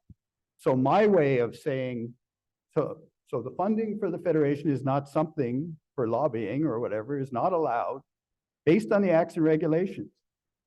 So, as I said, I wasn't on the commission to say whether that should be allowed or not, but we don't make that up. That's why you have to go back and look at the system that you're going to put in place and make sure that the acts and regulations and programming allow everything to be done that people think about gets done. So I will, in some ways, and maybe government should do this, is take a look at where they want to go and make sure that they've written the acts and regulations to allow for it, so it works that way.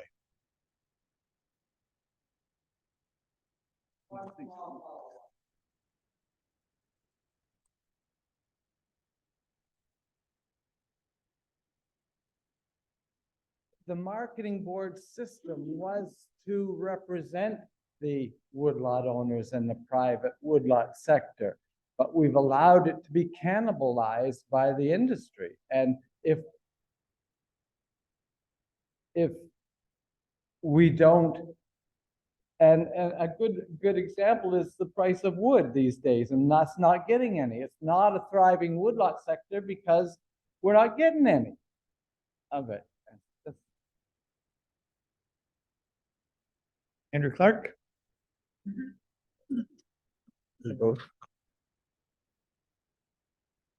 The concept of stabilization has been talked about here and the need to stabilize things. In 1982, woodlot owners were given stabilization, which is what was one of the main benefits and goals that were wanted at that time. Now, it may not have been perfect, but it allowed us to have a guaranteed share of the market. Our whole AAC could be marketed under that regime. And we could negotiate contracts that stood for a year, delivery schedules, scaling, all kinds of the normal things in those. That led in Carleton Victoria counties to about 500 people per year participating in the market. That has dropped to about 250 now with this lack of stability that we have. There's a lot of factors in that, sure, but I have been arguing for some time that we need to return to the kind of stability that we had in 82 to 92, because as a landowner, I became a woodlot owner in 1973. I've been involved in organizations since 1973 as a result of that. What influences me as a young person starting out was, yes, income. I had to harvest the wood, had to pay for this lot, and all that kind of stuff. But I was fresh out of ranger school. I had education on my side. I understood forestry principles and practices, and I used those to influence how I harvested. And I have benefited from that over the years. And I'm harvesting wood right now that has grown as a result of my work. So as a pitch for general policy, the province of New Brunswick, this lack of stability, one more point on that. One thing that we had in those years is we had an exemption from the United States countervails. The Americans gave two simple reasons. In 2014, when the 660,000 extra cubic meters were put into the marketplace, they said that the crown wood in the pile went from 40% to 50%. And as a result of there being no actual competition because of the influence in crown on the marketplace, there weren't any fair tier 1 pricing. So rather than face those facts, New Brunswick simply decided that what we're going to do is we're going to hire a lot of expensive lawyers and get a former ambassador, and we're going to fight this thing, rather than say, all right, Americans, you're right. We haven't put the right amount of private wood into the marketplace, and it doesn't have a proper way to get a price. So that has been a very negative result of not having the stable marketing board system in place that we used to have. And there's woodlot owner confidence.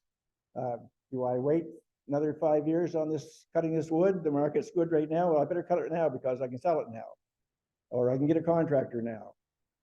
So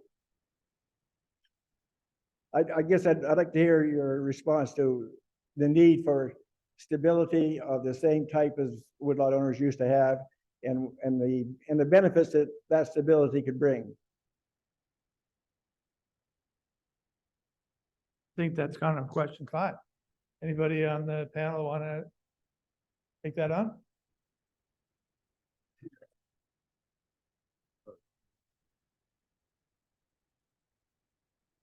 I'm gonna just, be real quick on this one, because those are hard questions. Talk for a second about the Crown Forest strategy, the public forest strategy that was released just the beginning of the month. And I can say that, you know, if you take a minute to read it, you do see a change in direction from government in terms of the types of priorities that we want to see in forest management on public lands for the next decade. You know, strategically speaking, a decision was made to hold the Crown timber supply. And I can certainly tell you, based on the evidence that I see from, you know, kind of the inventory information that we have, that the capability was there to substantially increase the Crown supply. I mean, that, you know, if somebody had made a choice, there was wood there. There's also demand. I mean, I can say that as well fairly confidently, that the demand from the industrial sector on public supply, you know, it outpaces what we're able to produce. So, you know, I do think that it was a pretty strategic decision in order to hold that constant. And there was a few things that I believe government wanted to accomplish as a result of that. You know, one is obviously pursue conservation values. And I think, you know, quite a bit's been said about that, and there's quite a bit in the strategy about that. But as well, I do think that it provides a bit of stability here and a bit of benefit and a bit of time for opportunities to develop within the private woodlot sector, with being able to keep pace and the type of silviculture investments that really created the atmosphere, created the conditions for an increasing Crown supply. You know, those same investments happened over the decades on private woodlots as well. So, you know, I think that's there. The other thing that I'll just very quickly mention, because it hasn't been mentioned yet today, is that in the last year there have been quite a few changes made in terms of fair market value systems, and how the province estimates fair market value and keeps pace with market. And at this point, we have adjustments made monthly.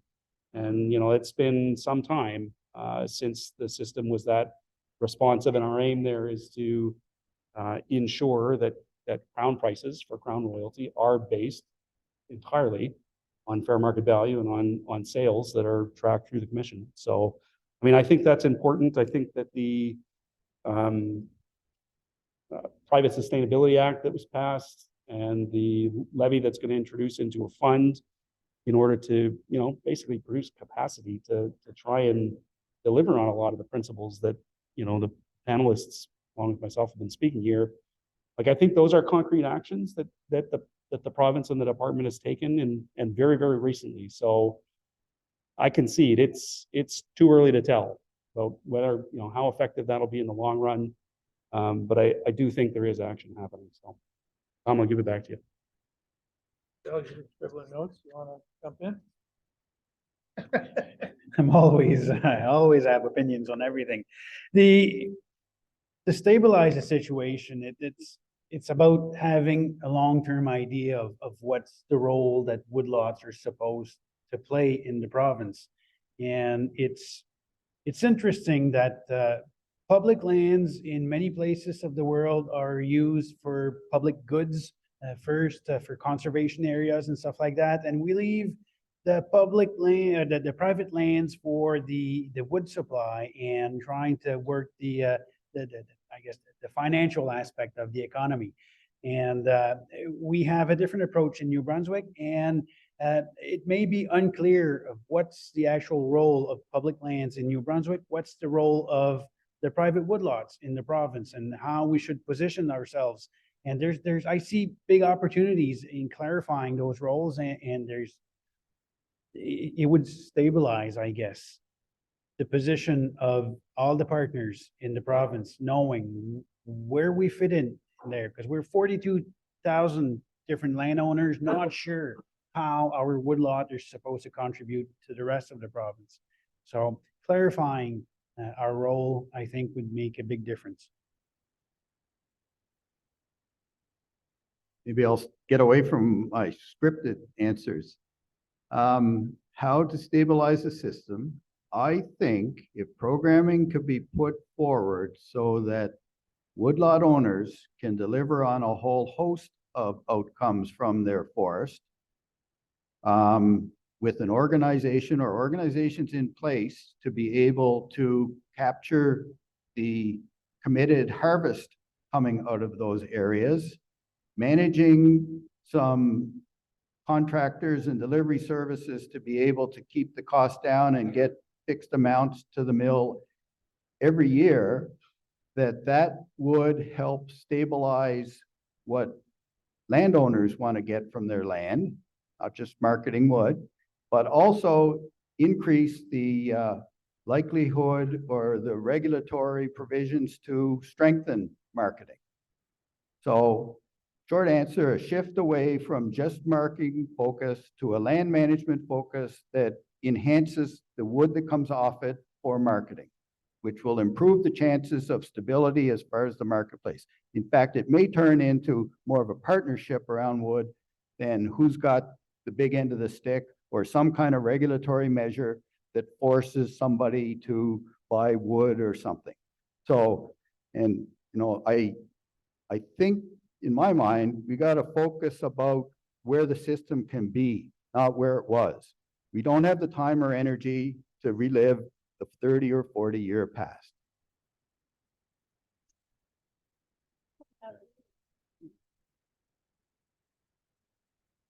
I might suggest that it's more than stabilize the industry. I think like when I think of a forest owner, I think of their livelihood, like people who live more in rural area. And so I think there's more that you contribute to just the industry, like where you live is where you buy grocery and where your kids go to school. So in the fabric of community and all that, I think it's an important factor and one to keep in mind when we're thinking about the next generation.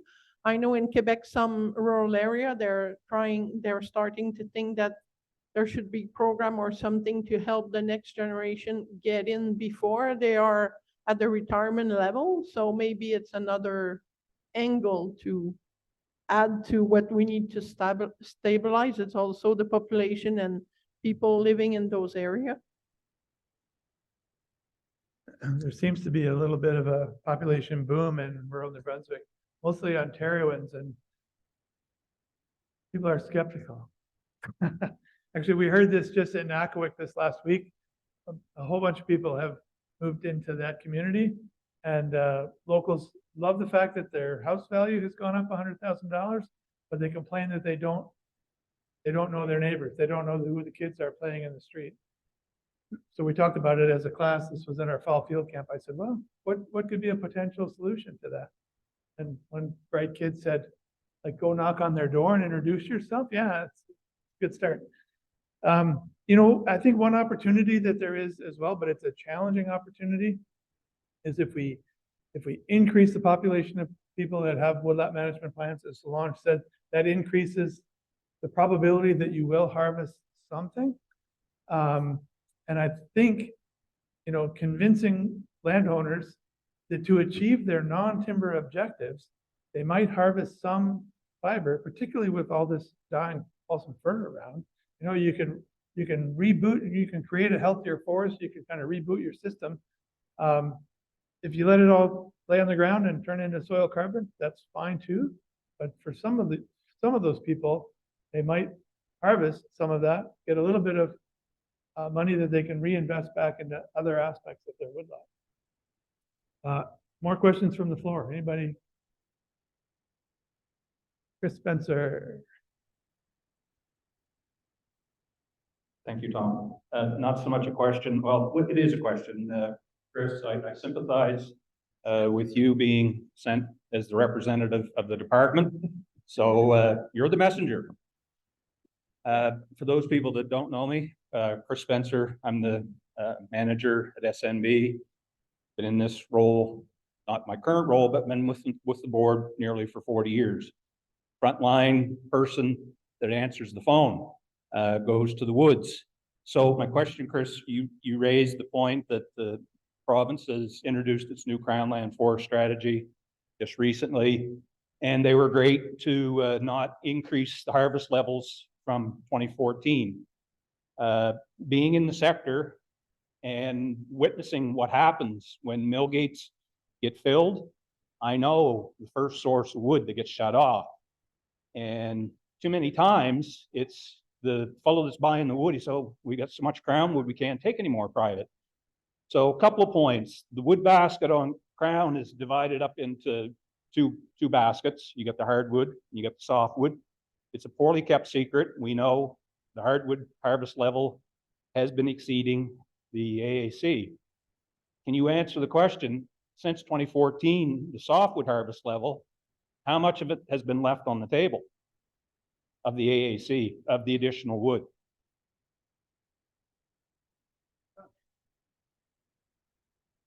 We've been told through communication with some of your colleagues in the department, we've been told that over the years, that 2014, that additional 660,000 that Andrew mentioned, I don't think it's been cut ever. So if a market is already saturated, our capacity, the wood that's being made available in the marketplace exceeds our capacity, and woodlot owners have no assurance of market share. And when it's oversupplied, how can we say it's a fair market value? If we can't sell the wood, we're price takers. So is it accurate to say that this additional wood that was made available in 2014 that the mills have never been able to utilize is going to remain on the table? Okay.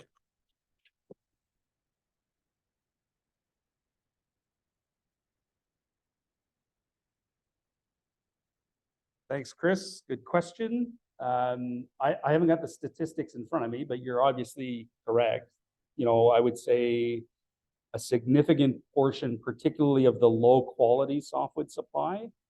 We have, and everybody knows it. I mean, people in this room know it just as well as you and I do, that there are certain regions of the province where there just is not the strong demand for obviously the lower piece size spruce fir supply. And you know, I think that's something that the province continues to work on, to be able to support the businesses, to be able to create the markets. And our goal is absolutely for that AAC to be utilized fully. You mentioned hardwood supply too in your comments, and it's not a secret at all. Actually, it's part of the strategy release that happened earlier this month, and I think the minister commented on it a fair bit in his remarks, that the hardwood supply from Crown land is predicted to go down, and you know, that's been a fact that's been known now. I got involved in Crown forest management planning in 2004, and that was being discussed at the time, and been a lot of effort and a lot of investment put into hardwood research and into hardwood silviculture to try to tackle that challenge. But ultimately, we all know that forests are really slow ships to turn around. And you know, we have made the choice to start bringing the Crown hardwood harvest down over the next 8 years, starting most likely next operating season. And you know, at some point, I think we want to move the discussion towards opportunities, particularly opportunities for the woodlot sector, or the woodland sector, or the landowner sector, whatever label we want to use. And you know, probably low grade spruce and fir are not one of the things that I would consider to be a big opportunity. But what I certainly see on the public side of things is that spruce logs, maple supply, cedar supply, these are the products that we know the demand far outpaces what the supply is. And so I can't help but think structurally, if you're an owner and you have been managing in that direction, you should have opportunities present itself. You know, I think I'll leave my comments there. Nobody's mentioned that I think the minister is going to be with us this afternoon, so the really hard questions to government can be directed to him, I think. We can get Chris off the hook. Any more questions or comments from the floor? You're just warming up.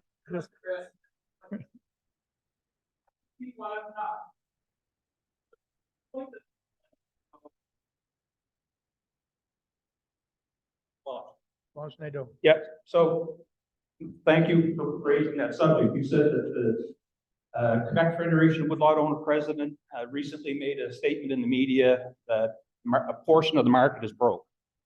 And I think we all know what portion that is.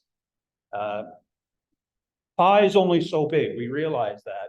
But when you look at landowner returns and what I call price at the gate, you can go back 20 years, 25 years, and you look at what inflation has done for landowner returns and producer returns, that equilibrium isn't there. And if you look at the gatewood price for studwood, logs, and pulp 20 years ago, stayed flat. We all know what inflation is doing to the cost of operating a woodlot or being a contractor.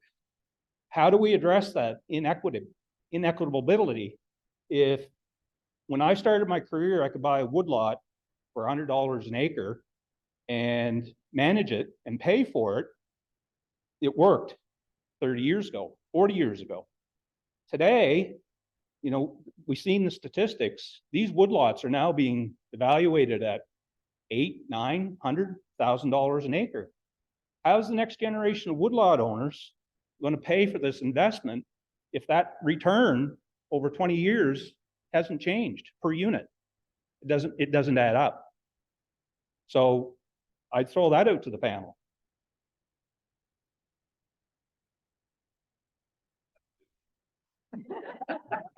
Mr. President. I'm gonna answer Chris. Oh, actually, I just wanted to say, you know, Chris touched on the whole purpose of this panel discussion. And the reason that we thought, oh, this would be a good idea to have a discussion about the future of the woodlot sector, understanding that the traditional economics just don't work anymore. And so right now, society is benefiting from a sector through, you know, the clean air, clean water, the wildlife habitat, all the good things that society gets. But society is benefiting from that on the hope that people will continue to do this, even though the economics don't add up on the traditional side of things. And that was the point of the panel, was to say, let's open up the discussion about what does the future look like under this situation, with the idea that fixing the traditional economic model is extremely difficult here in this province for a variety of reasons. And the political will to fix that has not existed for decades. So now we have a sector or a land base that generates huge benefits to society. And right now we're just hoping that the owners continue to generate those benefits without any clear way of getting any compensation out of that. And then when you talk about the future, exactly right. The first woodlot I bought, I thought, well, I could buy a new truck or I could buy 160 acres. I paid $19,000 for 160 acres in 1988. And I think it worked out like $119 an acre or something. The last woodlot I bought 100 acres. I spent $100,000 on it. And the only reason I did that is because it was next to the one that I bought before. And that's, you know, 20 some years later. If we're going to continue, and right now, and the reason we brought this up at the board of directors meeting, I said, right now, there's a lot of pressure in my particular area on development. I have an opportunity probably to start selling building lots at a significant return compared to timber. They're not even in the same ballpark. So that type of pressure is going to be on a lot of woodlot owners in the future. And I guess the idea behind this discussion, or at least opening up this discussion, was to say, if society values this particular land base, what is society willing to do to ensure that it continues to provide the benefits that it does today? And that's what the discussion was kind of about. And it's really interesting, sorry, I didn't mean to give a speech here, but it's really interesting, even question 3 alone, you could almost have half a day discussion on that, because everybody had a different idea of what compensation was. And everybody had an idea of what values were and what they provide society. And it's, so the idea, and I really appreciate the fact that, you know, everybody expressed their viewpoints, very clearly, but the challenge behind a panel discussion like this with such a diversity of viewpoints, it generates a whole bunch more discussion. But I think the point of this entire endeavor was to understand that this type of discussion has to continue. It's critical to the future of this land base. And so I appreciate everybody's participation. I'm not stealing the whole thing, but I will I certainly will let Tom wrap up. We've got probably 5 minutes, and then we'll break for lunch, and we probably tortured the panel long enough, making them sit in one spot for 2.5 hours. So thank you. Paul wanted to do a quick response, and then we've got a gentleman over here. Maybe we'll give him the final word. And I think Chris's point where, you know, the land is not worth what you can make off the wood anymore is exactly the case, because all the other values have gone up to people that they're willing to buy land at $800 an acre or $1,000 an acre. And what we have here, I think, is an opportunity with Private Land Sustainability Fund. That could be an extra $6 million plus that could go back to landowners through some kind of investment in their land or a reduction in cost to operate their land to get it to them. So that's in maybe government's way to help to shift some things in. Will all the problems get solved right away? No, but I think the opportunity is that there's money available, and the government to get money into woodlot owners' pockets, not necessarily through the sale of pulpwood. And what kind of organization and structure we need to build around that to do it, I think is the challenge going forward. Okay.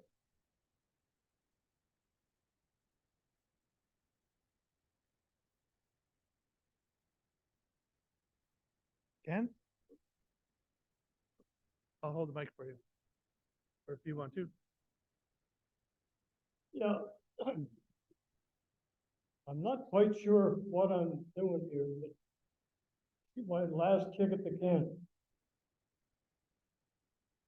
I've watched this whole thing since I was a kid.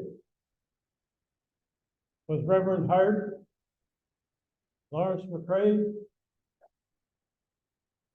the whole damn works, all his disciples, and saw how they pulled things together. And the most marvelous part of being part of it was the part that I saw between the political parties, the liberals, conservatives, conservatives, liberals. But I was going to say the bastards, but they all were woodlot owners. They worked back and forth between parties, and they worked for the benefit of the woodlot owners.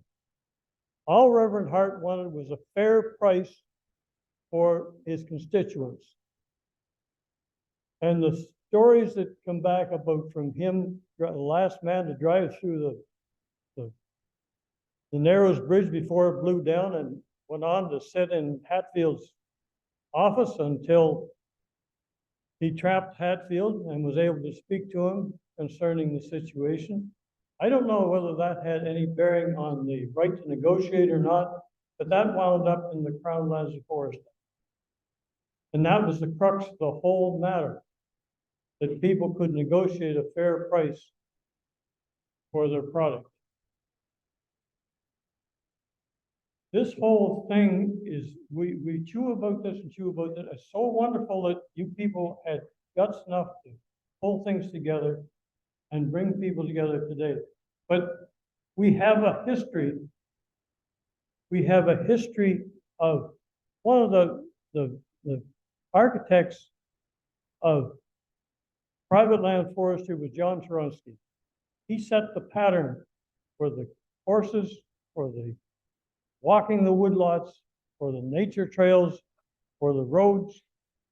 He set the whole pattern. But one thing that John said, we worked for agriculture at that particular time. He never worked for DNR. And when we were forced to go into DNR, John went to the Ranger School.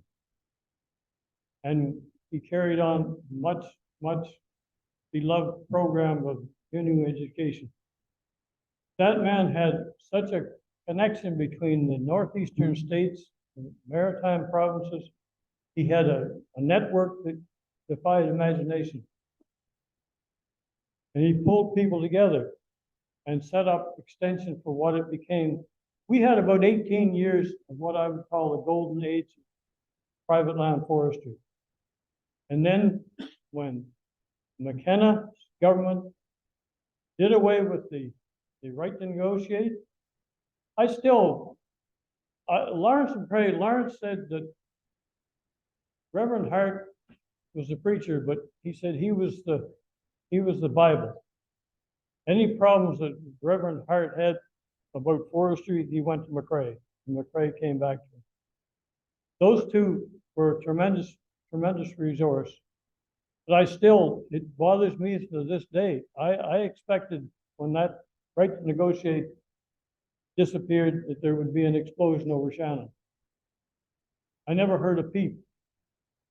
But in my mind, I often wonder how McKenna explained his dirty deed to McCrae. And the only thing that I can come up with is that McKenna said he had no choice. We're dealing with that force behind McKenna. That force is at work here in every aspect of our lives in New Brunswick. We are captive people. And we do not have a legislature that legislates on behalf of the citizens of New Brunswick. It legislates on behalf of industry. I don't give a damn what anybody says, but it's the way it is. And it's time that we faced up to it. There's got to be a change in how we approach this. We can't keep spinning our wheels and doing the same old thing and expecting different results. The travesty that's been perpetrated on the people in New Brunswick is incredible. There's three things I want you to remember if you don't remember God blessed thing that I've said here, is that land is power. Whoever controls the land controls the power, controls the people. Okay, that's number one. Number two is those whom you would enslave, you first impoverish. Number three, remember this one, the mills of the gods grind slowly, but exceedingly fall. And boy, have we been ground down. So for God's sakes, get your act together and shake out the dust. We have a history. All you've got to do is write that down. We had 18 years of reasonable dealership. We had a golden age where we educated people. We had programs where we were field days with horses, with individual visits to people. We built roads. We thinned ground. One of my former friends, Woodlot owner, he thinned a piece of ground in the 70s. He's retired now. He called me up all excited one day. He said, I got a call from the force. They told me there's $93,000 worth of wood on my property, stuff that he had thinned in the 70s. He was just elated, just bubbling over. Called me back a few days later, dejected, and said, it'll fall down before I'll cut it.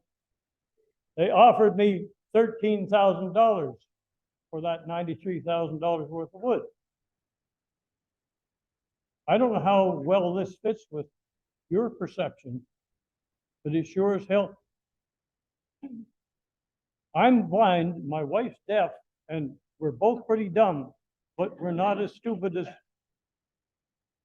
It's time that our legislators legislators actually legislated, and they acted on behalf of the people in New Brunswick.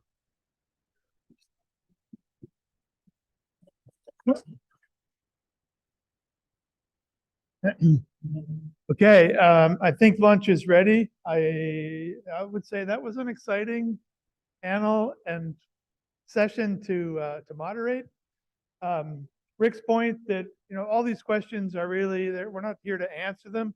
It's the continuation of a conversation really that's been going on for 40 and 50 years, as Ken, I think dramatically suggested with his comments. So I'll hand it over to Rick. Let's thank our panelists, please.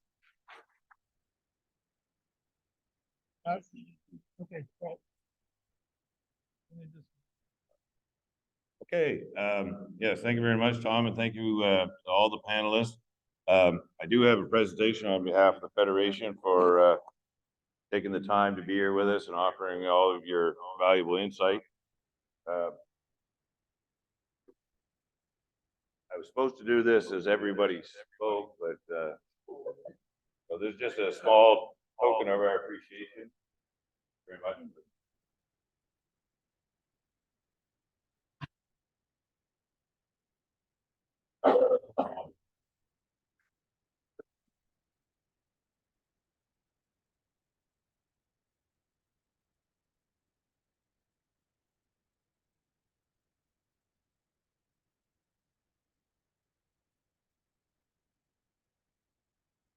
Okay, so we will break.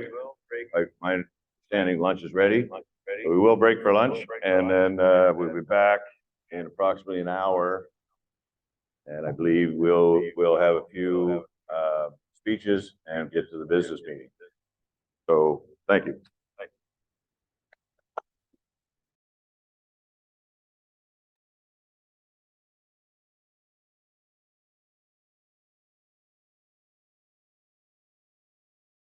Okay, thank you, everyone. We're going to continue with the afternoon session. Get feedback. First of all, I'd like to thank the Frederick Motor Inn staff for a wonderful lunch. I don't see any of them here to thank, but you know who you are. Thank you. One item I meant to do this morning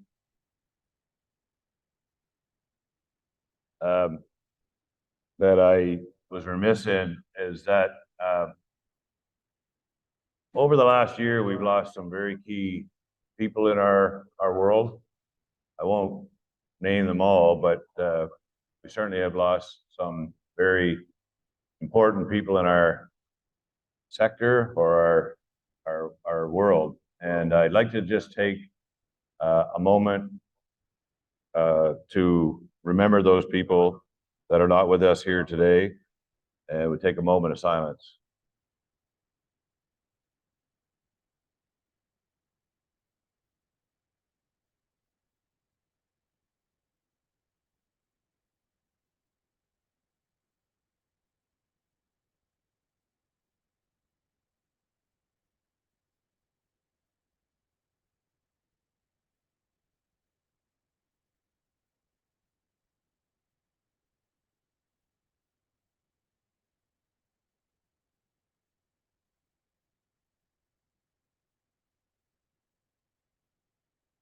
Okay, thank you.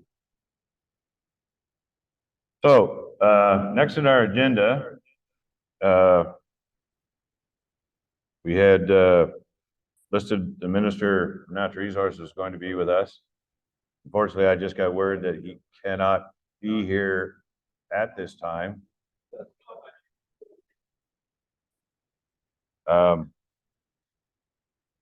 There is a possibility that he may be able to attend sometime during the business meeting, possibly at the end, but I haven't got any confirmation on that.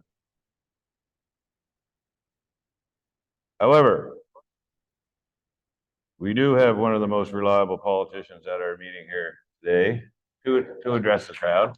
I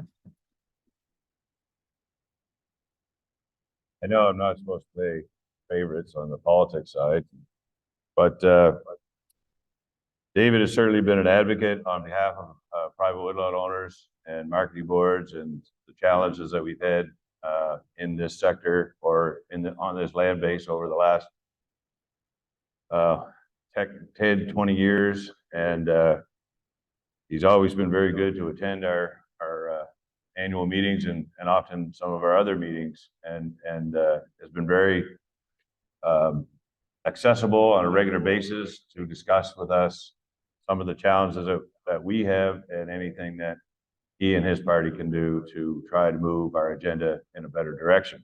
So I really appreciate him being here again with us today, and I would welcome the Green Party leader, David Kuhn.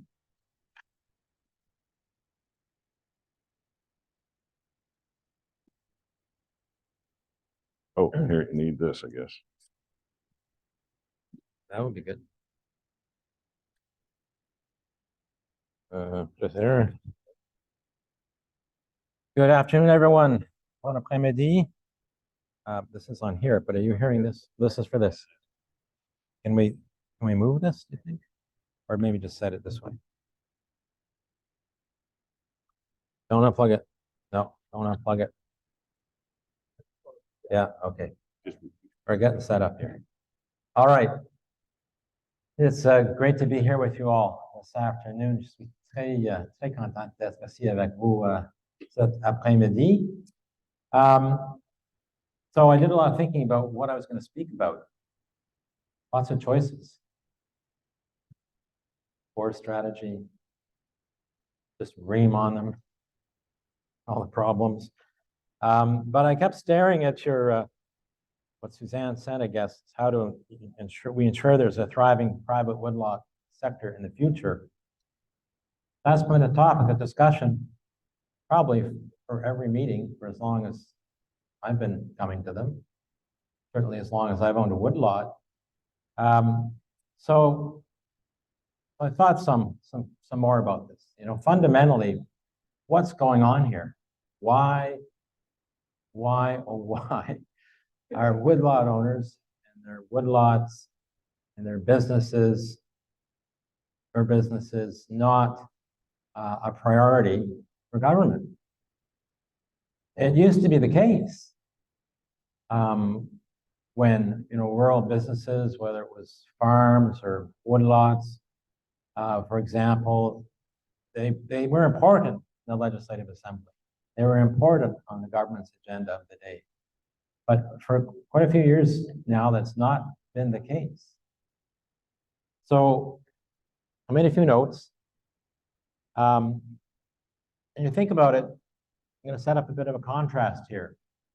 You know, as managers of family-owned woodlots, woodlot owners, some cases as contractors still on other woodlots, you're embedded in your communities one way or another.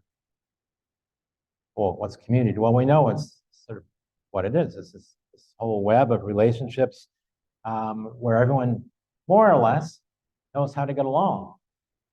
You know, you might not agree with your neighbor about this, or have a different opinion about that, or go to a different church, or what have you. But more by and large, we get along. It's always the odd person. It's kind of the outlier, difficult to deal with, but we get along. And it's those kinds of relationships that are essential to having a good life, really, when you think about it.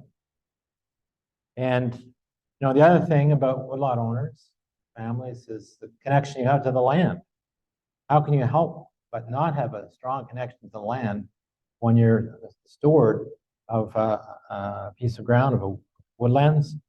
And that puts you in a relationship that many people in cities, you know, hunger for. They don't have it. So that puts you in a position of responsibility as stewards of the land that you own. That responsibility is probably greater now than it's ever been. Why do I say that? Well, we see what's happening going on around us, and you know, I don't know if you've noticed, probably you have, but we don't have the insects like we used to. Your windscreen never gets kind of clogged up in the summertime like it used to. Headlights pretty well stay clean. often, compared to the way it used to be anyways. Wildlife down in numbers. Things are getting quite quiet in the woods in a way. Something's going on. Some are starting to calling it the great unraveling, not just environmentally, but socially too. You see that happening as different governments, different leaders seem to be trying their hardest to divide us, break us apart. And our society and our communities are starting to fracture in ways that are really unhealthy. So those are problems. As global supply chains become more brittle, we're going to have to increasingly depend on our local economies in order to flourish. And that's not where things sit today, as you know, where it's all about the global economy and so on. But we look at the sweep of time, we look into the future, I would say that right now, what we need to be focusing on is building resilience at the community level. It's got to be a priority. And it's a priority for us as a party, and it would be a priority for us as a government to support that. Because you look back, you know, starting, I guess, probably with the era of McKenna, and he kind of fit into the trend that was happening around the world, embracing globalization in ways that have undermined local economies and have undermined the resilience of local communities. The idea that community way of life offers security and well-being, that it's important that it be rooted in local self-reliance, in the ability to support each other, I call it mutual aid. That idea is attracting young people and families to our rural communities in New Brunswick because it's been unraveling so badly in other parts of the country. And those people also, I think, are looking to connect to the land in ways that they haven't been able to from where they lived before. So the knowledge, the skills, and the expertise of woodlot owners, when you think about rural communities in Brunswick, are an essential part of this picture. And they should be highly valued. An integral part of living in rural New Brunswick, working in rural New Brunswick, and knowing how to steward the land in rural New Brunswick while earning a living from it. And I know, you know, some of your neighbors value your expertise, your experience. You get asked questions, their advice, this, that, the other thing, but not so much by government. And it's not because as an institution, government by definition is the problem. The problem, as I see it, really is the ideology that's been embraced by the traditional political parties who kind of lost their way. You know, think about people called the Hatfield conservatives, you know, the conservatives who were for the local farmers, for the woodlot owners, local fishermen, and so on. And my grandfather, who farmed, would be that kind of conservative. I don't think he'd be the kind of conservative that's on offer today. So what's that ideology? Well, we know it's really embracing megacorps, with the idea of the trickle down, wealth will trickle down when in fact it's being hoovered up at the expense of local communities, the expense of local economies, and at the expense of driving greater inequality as so much wealth is accumulating in so few hands and leaving the hands of the many. So they don't resemble what they used to. And that's what happens when values like community resilience, local self-reliance, stewardship, importance of local economies are no longer seen as priorities politically, but are willingly and admittedly sacrificed on the altar of growth at any cost, growth of everything, which in the end, when you think about it, is designed to feed the insatiable appetite of the megacorps. And that's how, part of why we've arrived at where we are today. They're counting so hard on the idea that if you do that, enough will trickle down, so everyone will flourish. We haven't seen it. It's not happening. And I think that's why the woodlot sector has struggled for the last couple of decades. I mean, we know lots of the solutions. Oh, some of you are familiar with our party's policy is, if we were government, we would restore woodlots as a primary source of supply. Be the first step to the road back. And that's on the marketing side, but I think it's, and I believe it's so important to recognize woodlot owners, families as integral and essential members of society in the context of our rural communities with the mix of skills, experience, and expertise that you hold. What happens if we lose all of that? We're already, it's hard, increasingly hard for woodlot owners who don't do, tend to do a lot of work on their own land, looking for contractors to do the kind of work they want them to do, according to the management plan they might have. I experienced that on our own woodlot. YSC did a great management plan for us. And back in the 90s, no problem finding someone to do that kind of work on our woodlot. But boy, in the last 20 years, it's gotten tough.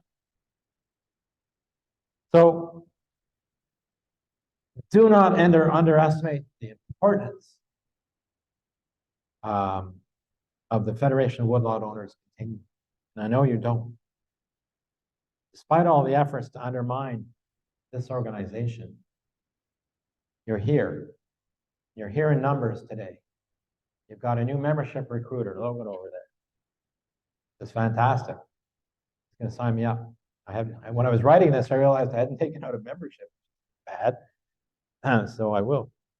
But I'm grateful for the leadership of those here, the organization, for doing everything they've done to reorganize in the face of the adversity the Federation has faced, in a way against all odds, are revitalizing in some ways the Federation, and I'm sure it will grow.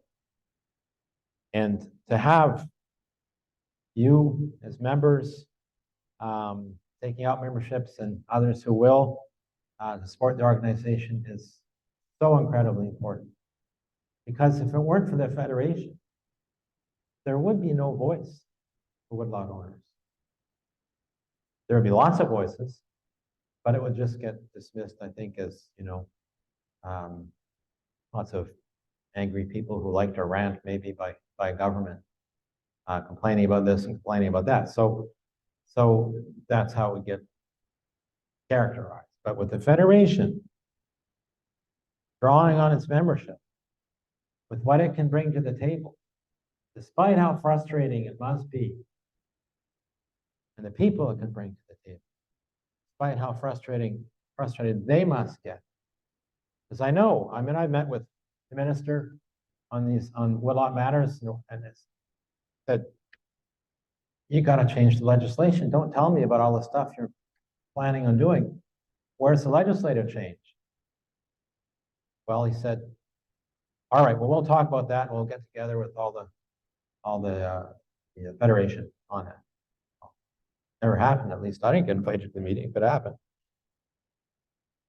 There's no shortage of ideas around this room about how to ensure there's a thriving private woodlot sector in the future. No shortage. What there is a shortage of is the kind of vision of our province's future that would include woodlots, rural New Brunswick, and private woodlots, and woodlot owners and their families as integral to thriving, flourishing rural communities with healthy, vibrant local economies. That's what's missing. That's what's missing. And it's so needed for the times we're in. If we've got to focus on resilience at the local level. We've got to focus on building up our local economies. And the only way that happens if there's that vision and there's the political will to implement it. Now, you know, there's all kinds of policy things I could talk about. And we all like doing that, but really, it does come down to that. It does come down to that. If people in the sector and their families are not respected, are not taken seriously, don't count in the calculus of what government party of the day is working on, thinking about, who might willingly and have been willingly sacrificed in the face of demands from the big corps, for more wood, for this, for that, for all these other things that continually disadvantage and constrain the ability of woodlot owners to market their wood in this province, then I don't see how things are going to change. But it still is a democracy. And there still is a choice. And that choice is yours and the people of this province. It's easy to get kind of enamored by suggestions that there are some kind of easy solutions here. But where we are at today has come about because of decades of intentional policies and measures and priorities that successive governments have chosen at your expense and the expense of a lot of people in the province, of a lot of communities in rural New Brunswick. And you wouldn't think that's the case, given the number of MLAs in the Legislative Assembly who represent rural ridings. I think it should be taken care of. But oh no, not the case. Because why? Because they have no say. They have no say. They're not listened to in their caucuses. The power rests in the Premier's office, and the Premier of the day says, goes. And that is not the way it's supposed to happen. But you've seen it as well as I have.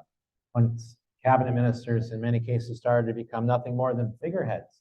You go talk to a cabinet minister, but they weren't the people really making decisions anymore.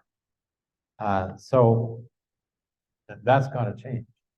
And actually, you'll be hearing more from me about that in a couple of days, as long as that lead doesn't get in the way too soon.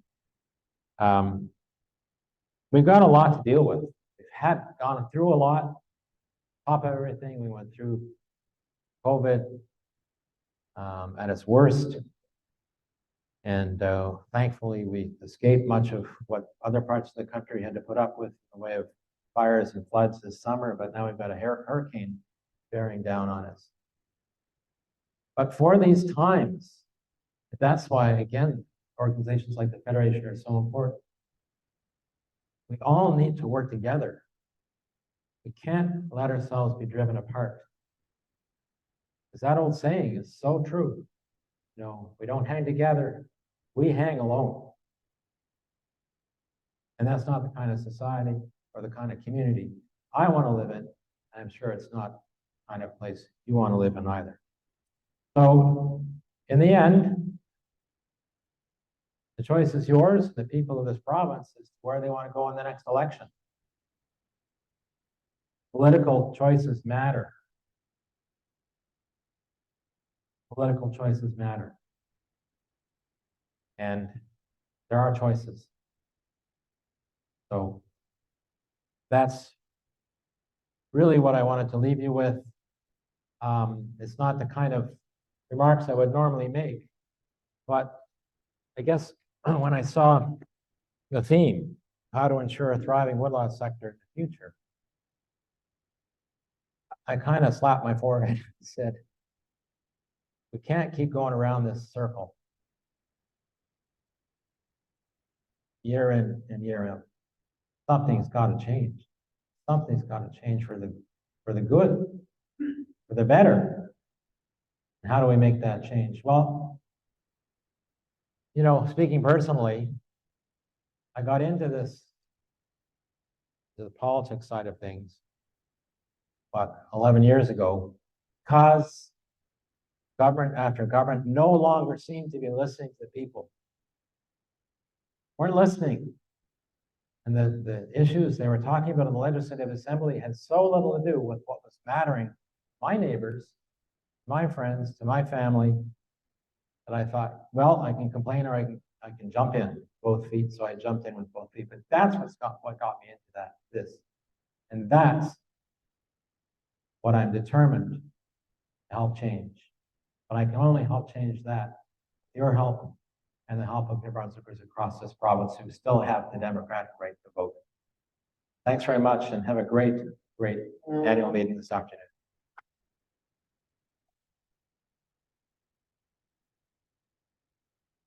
Oh, sure, yeah. I don't know if anybody had any questions for David, Paul. Didn't want him to just get away.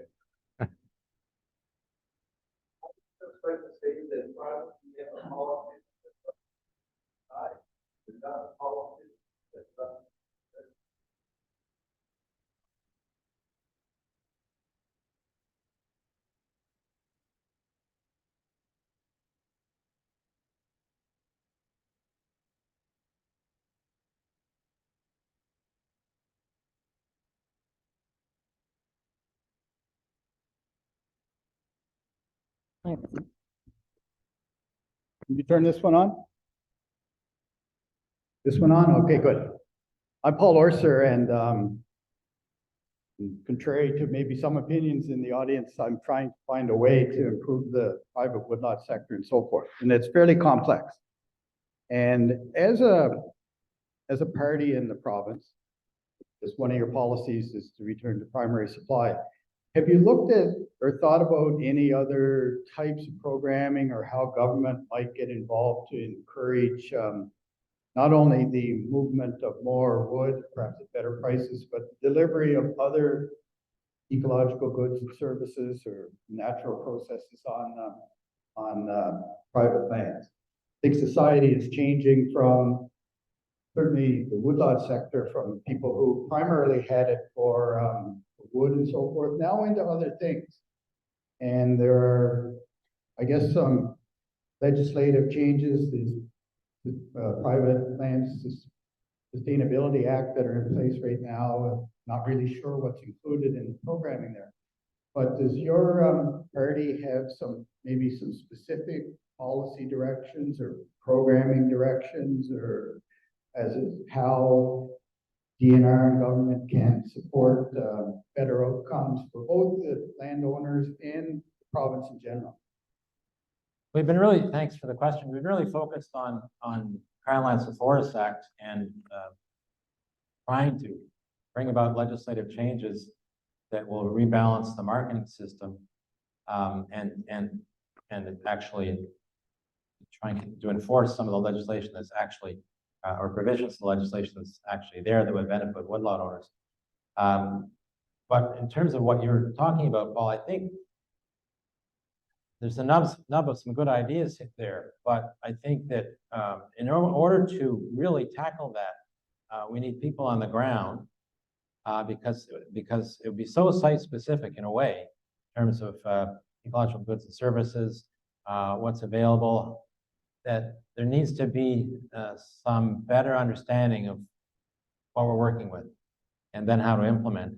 And so for me, the thing would be to reinstitute forest extension.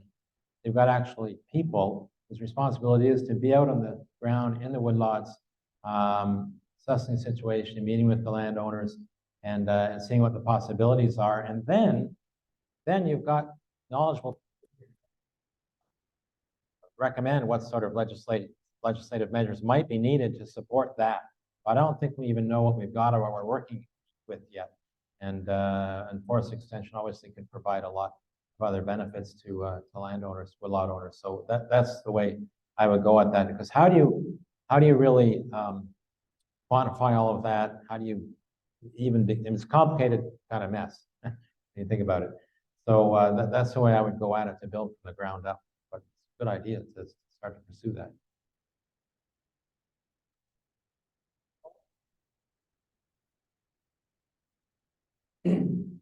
So maybe some of you might have noticed this hat, DNR Forest Extension. Oh, a long time ago. So Dave, I just want to ask you, the Crown Lands and Forestry Act, is it anything anymore? Or is it all just this 25-year contract? What are the rules that are in place now? Where there are rules, like the proportionality rule in terms of market share between woodlots, private woodlots, the Crown, and so on, not being enforced. Now, this is a revelation to me, that government can have legislation on the books that they actually don't enforce. How is that? How can that be? If you don't have laws, if you have laws you don't enforce, then what have you got? Well, you got kind of chaos. And in terms of the wood market, that's what you got from the perspective of private woodlot owners in terms of accessing the market. So, I mean, there's money in there, but it's quite out of date, right? And I took a run a few years ago with a bill to overhaul the Crown Lands and Forest Act with a new sort of goals and objectives section, and you know, both Liberals and Conservatives voted against it. So they're afraid, I think, to open it up. And so we've got stuck with this old legislation that's out of date. It's not relevant for the times anymore, and doesn't address the issues and priorities that are uppermost in everybody's minds who are concerned about what's happening on the ground.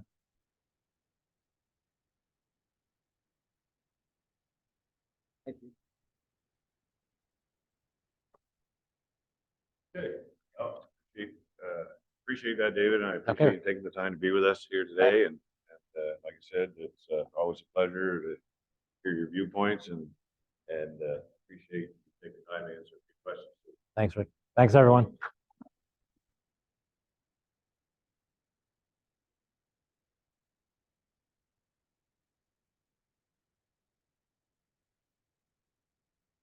Okay, I think while we're bringing up the agenda, I'm just gonna, before I call the meeting to order, I'm gonna kind of just draw your attention to the rules of order. To address the meeting, please raise your hand and wait to be recognized by the chair. Stand and walk to the microphone and introduce yourself. You may proceed to speak on the issue or motion which is currently being addressed. You have up to 3 minutes to speak on each issue or motion. You may introduce a new issue or motion on the floor once the previous issue or motion has been dealt with. You may not speak more than once on the same issue or motion. And the person who introduced an issue or moves a motion has the right to rebuttal after everyone else has had a chance to speak. Voting, only members of the New Brunswick Federation of Woodlot Owners may vote on any topic. So I will call the meeting to order. The agenda is basically on page 5. It's up here. Can I get somebody to approve this agenda as presented? Or no, actually, is there anything that anyone wants to add to the agenda? We'll cut off that right off the bat. No chance to add. Is there anything anybody want to add to the agenda? Okay, not hearing anything. Can I get somebody to approve the agenda? Just yell out your name for the record. Okay, Andrew, approve the agenda. Could I get a seconder for that?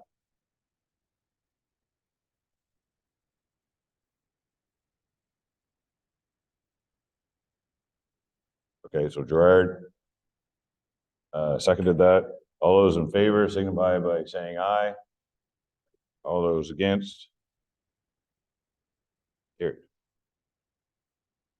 Okay, the minutes for the last meeting, which was held in Doketown in October 12th, 2022, are available on page 6.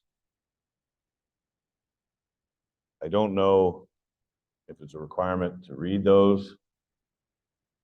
I guess they're not up there. It's a requirement for everybody to read it, but I don't know if it's a requirement for me to read it out loud, I mean. So, I guess for those that have read it, is there any errors or omissions in the minutes?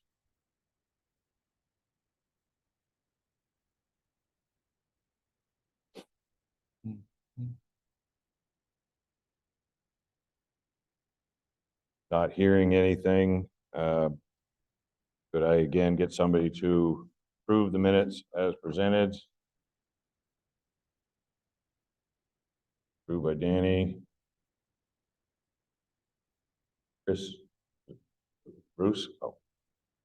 Seconded the approval of the minutes. All those in favor signify by saying aye. Against? Carried. Now, this is arising from the minutes.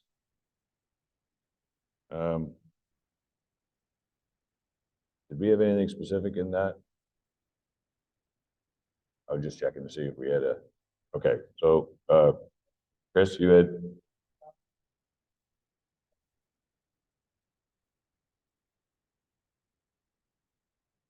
well, you might have missed the mark a little bit. But it's been, and Susanna could probably speak on that on our behalf. But we did have a sort of a recruitment strategy that we put in place, and we did look at having somebody tagged to drive that recruitment strategy to drive new membership. We went through a process, and in today's world, it's what we learned anyway, and I mean, I guess some of us knew that to start with, but when you're interviewing a bunch of people, if you interview a good one, you have to grab them right away. And so the old interview process where you vetted people and you kind of went through several interviews, you just, there's the opportunities for those people are too abundant, and so our original process on a recruitment officer just didn't work out. And then we went through another process to develop a membership recruitment officer, and that is when Logan was hired over here at the head table. He's been with us for all of 3 days, and so we decided the first thing he needs to do is come to the annual general meeting and sort of a trial by fire sort of thing, and then carry on from there, recruiting those members that we're looking for. So we do have a strategy to build the membership. It got a little bit sidetracked in our process to resource that position, I guess. I'm not sure where we are actually on the overall membership. 186.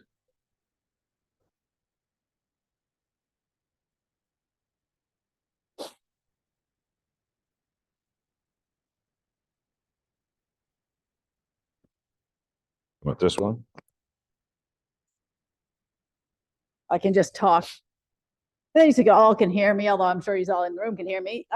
And part of that motion last year was that everybody present was going to go out and find 5 new members. So if we can get everybody here this year to go and get 5 new members, we can be even more efficient, because I don't think there's anybody here that brought in 5 new members last year, unless it might be me.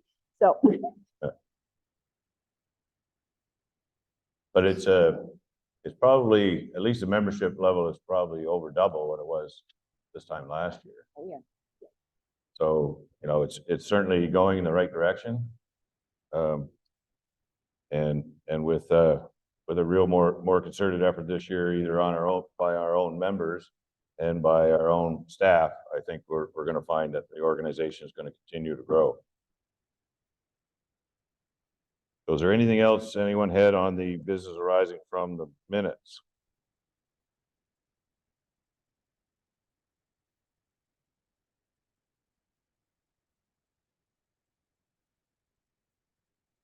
Now I'm looking at the next item on the agenda.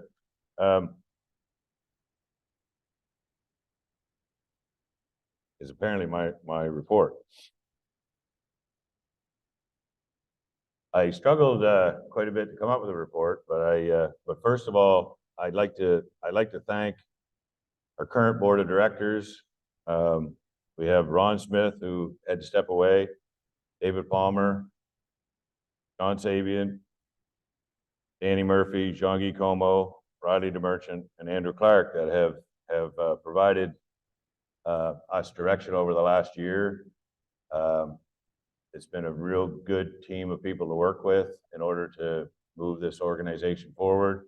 I certainly appreciate the time commitment and the effort that all of these individuals have put in. There's a lot of genuine concern and desire to see this thing succeed on that board of directors. So I'd like to thank all of them for their participation this year. I'd also like to thank our small but mighty staff, certainly with Patricia and Logan in the capacity that they've taken on in the organization to keep this whole thing going in the right direction. Patricia's certainly been a great support for Susanna over the years, and we've got great hopes, Logan, that we're going to say the same thing coming the next year, that there's been a lot of success in your endeavors here, and I'd like to just personally welcome you aboard the organization. And of course, last but not least, you can't leave out our executive director. Susanna has basically been our rock in the carrying this whole thing forward from what could have been pretty much a death nail to the organization. I mean, there's no question that the Forest Products Commission's ruling caught us very flat-footed, which makes sense. I mean, when you have an organization that's financially structured the way it is for 4 decades, and the organization that decided it can't be done like that also existed throughout that entire 4-decade period, suddenly decides that you can't have that organizational structure anymore because one woodlot owner complained about it, and gives you no time to react. It's a real testament on a lot of people's behalf that everybody said, okay, this is not right. This doesn't make sense. We can die on this hill, or we can decide that we're going to rebuild this organization with a different structure, and we're going to carry on, and we're going to do what we were meant to do. So it's a real testament to all of you, actually, as members, to support this. And I'd just like to specifically acknowledge Susanna's enormous effort to turn this entire thing around and make it a positive thing. Susanna would say, well, I've got these constitutional changes, these bylaw changes, and all these changes that need to happen because we no longer have the structure we have. And I kind of start to glass over a little bit and go, yeah, that's all really important. Let me know when we're close to the finish line, and I'll weigh in on this. But yeah, without her efforts, I don't think we would have been nearly as successful as turning the lemons into lemonade. So thank you. Now, as far as the rest of my report, I started there last night to talk over the last little while. I've been doing a lot of math, which is not a good idea. You can't sleep well at night when you start doing math, especially when you're looking at the economics of woodlot ownership. And you start looking at, we had a really good talk today about, we have this sort of traditional economic model that private woodlots have existed in for quite some time.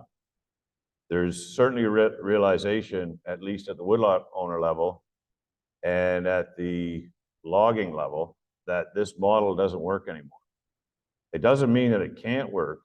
It means that we need to make a case that it's important for society that it goes back to working again. In the meantime, there's also opportunity in the private woodlot sector to drive other values and objectives to a place where woodlot ownership continues to provide personal benefits to those that own the land. I do, and when you're trying to figure out, you bring a bunch of people together and you don't want to stand up and have a big doom and gloom speech, which is hard to do sometimes in certain groups. And it's no question it's been challenging. But I will say the other day I had a meeting with a young man, and it really bothered me that this individual uprooted his family from British Columbia, came to New Brunswick to start a logging business here in the province in 2016. I had a meeting with him last week. He had grown his business to 21 employees. He was working 100 hours a week. And at the end of the day, it's a family business. And, you know, they just looked and went, the margins aren't there. They couldn't find, after 7 years of trying to work out a logging business here in this province, they can't find a path to success. And it's kind of unfortunate because he cut wood for me back in 2016, and I saw the enthusiasm there, and I didn't want to say anything to damper it, but I was really concerned that, you know, he came from British Columbia where you could actually make money cutting wood as a logger, and he didn't understand why it's so difficult to do it here in New Brunswick. And he did, you know, he was blunt. He said there's an organization in this province that works tirelessly to make sure that every penny that's available out there ends up in their pocket and not in ours. And I said, yeah, they haven't changed that business model since I worked for them. So it's been there, and you know, he's come to the conclusion, him and his wife have come to the conclusion that maybe they're out of the logging business. And that's what triggered this discussion where we talked about, well, what's the future look like if there's no independent loggers anymore? What does that look like to the woodlot owner? And so he told a story about, he said he went to a woodlot owner and he gave the best possible price he could give to that owner for stumpage. Because he said they had one job on the go, they had another job over here, and there was an opportunity to fill the gap, keep his people working. He wasn't even trying to make a profit for the company. He just wanted to keep his employees going in this gap.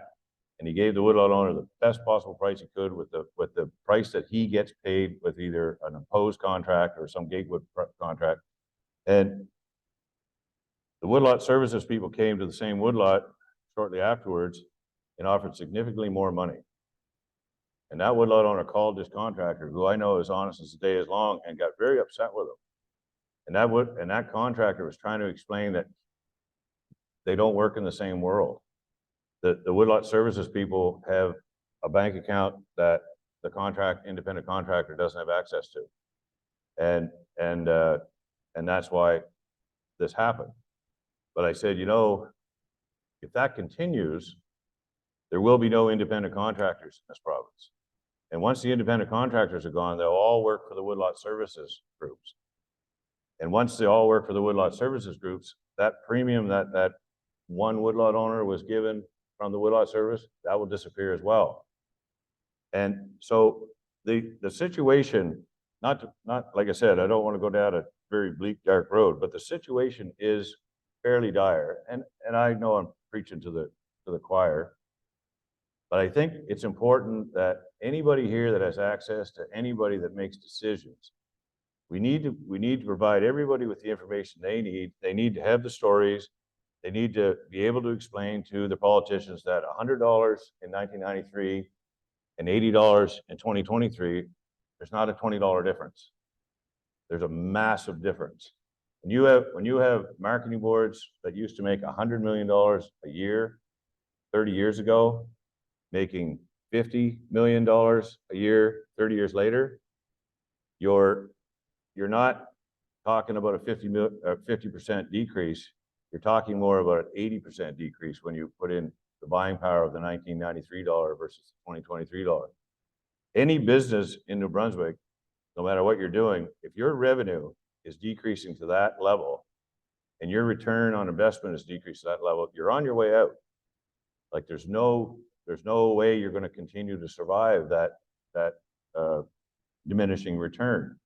So I think the point of this meeting was that, first of all, we need to probably look outside of that traditional revenue issue, but we also need to tap into people like David, who was here earlier, and talk about the fact that there is solutions. There is not a political will to invoke the solutions, but there is possibly a political will among the people to invoke the solutions. And I think that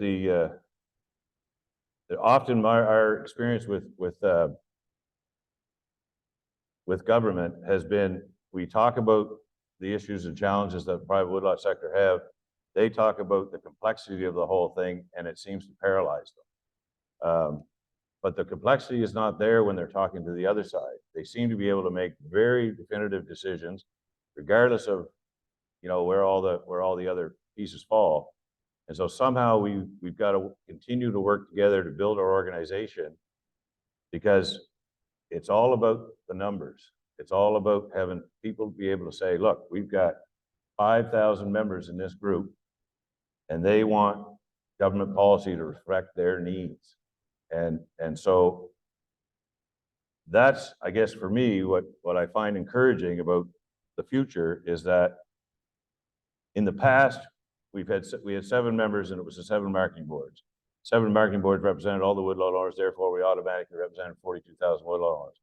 But when you get to a place where you can actually have individual members in the 4,000, 5,000, 6,000 members, politicians will listen to a group of that size, as long as you have a clearly articulated direction that you want them to go in.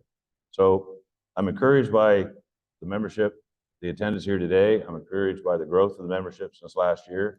And I'm also encouraged that this group is going to continue to provide that desperately needed guidance to those that are making not the best decisions at the moment, but we can help them with informed decisions in the future. So thank you very much for your support.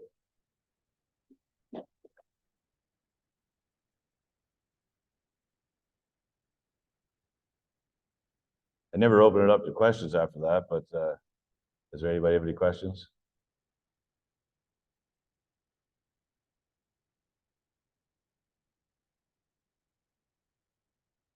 Okay, so I'm going to turn the podium over now to our Executive Director, Susanna Banks.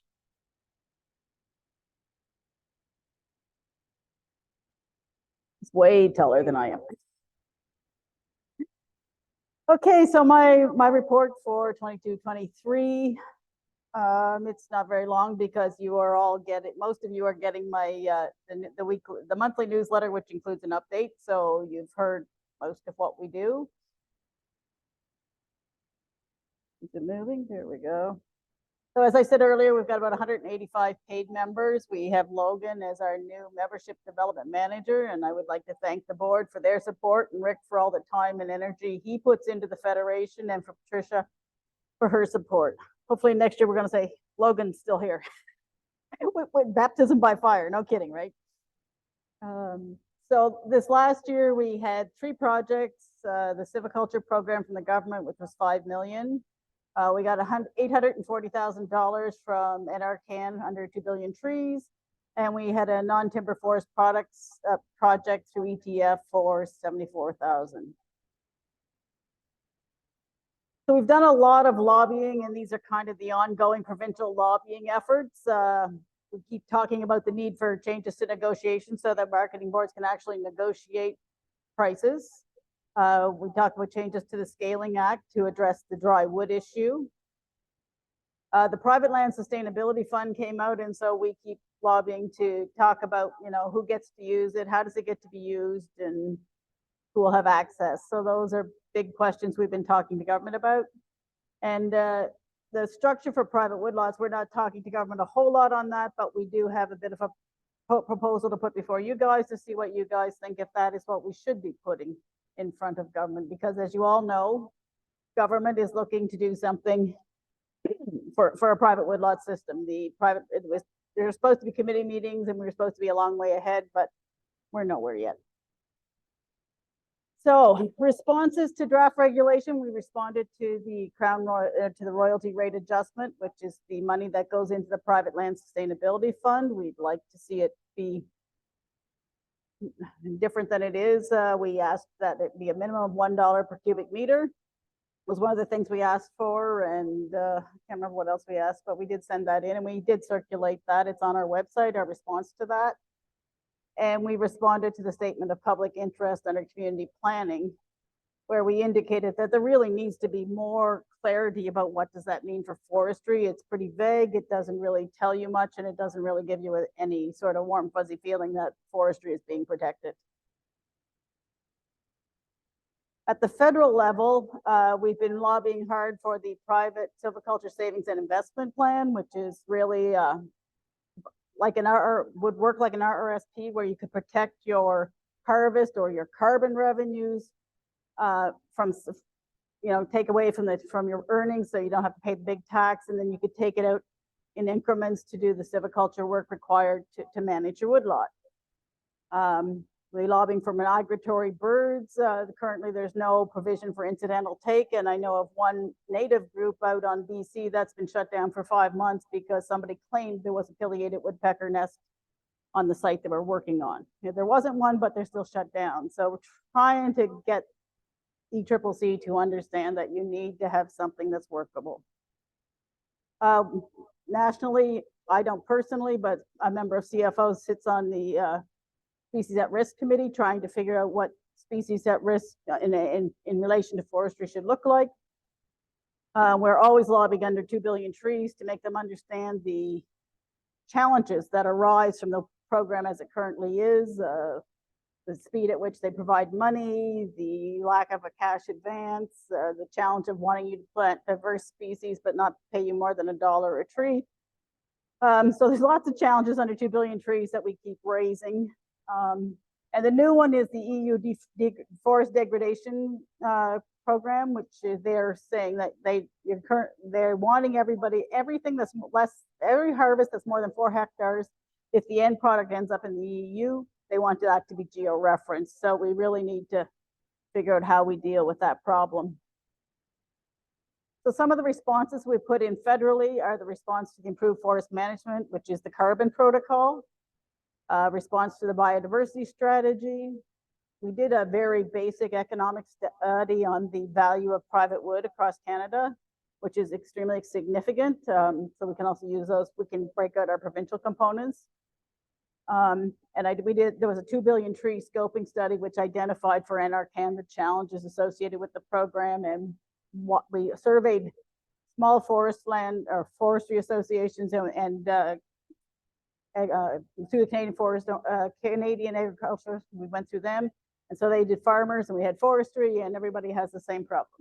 So we sent that to NRCan, and they still don't seem to understand why the uptake has not been as good as it should be, or they expect it. And they sit on species at risk forest management group. So these are some of the kind of things we move forward at the federal level as part of Canadian Forest Owners. I'm the current president.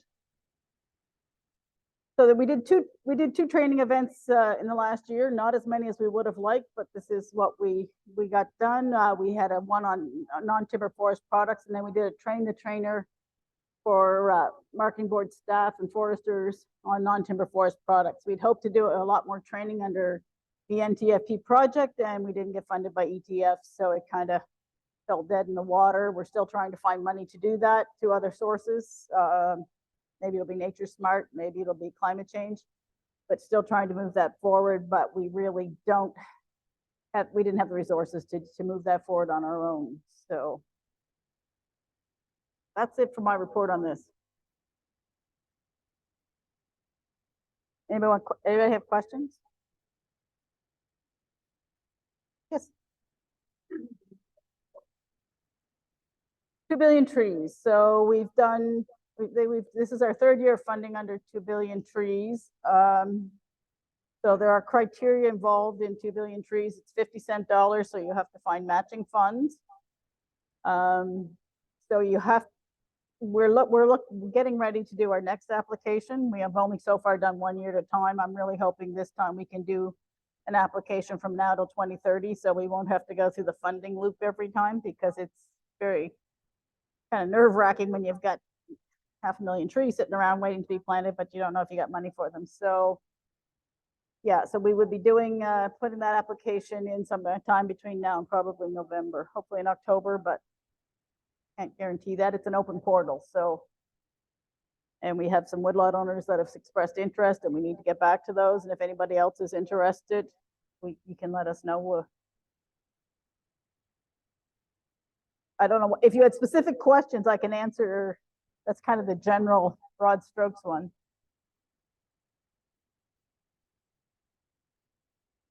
Okay.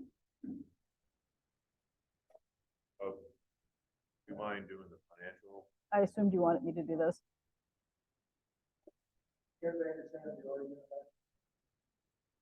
Oh, 2 billion trees, you mean? You want me to explain the 2 billion trees is part of the Nature Smart Climate Solutions from federal government.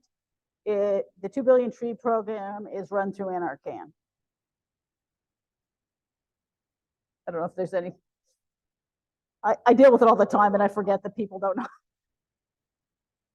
So it's a 10-year program to plant 2 billion trees. It started in 2020, goes till 2030. They're a long way from 2 billion trees. So how many trees were planted in the project? In New Brunswick, we planted 800,000. We did under 2 billion trees. We probably, I don't know how many, what we plant, another million probably through the silviculture program. I'd have to go check the numbers. I don't remember them off the top of my head.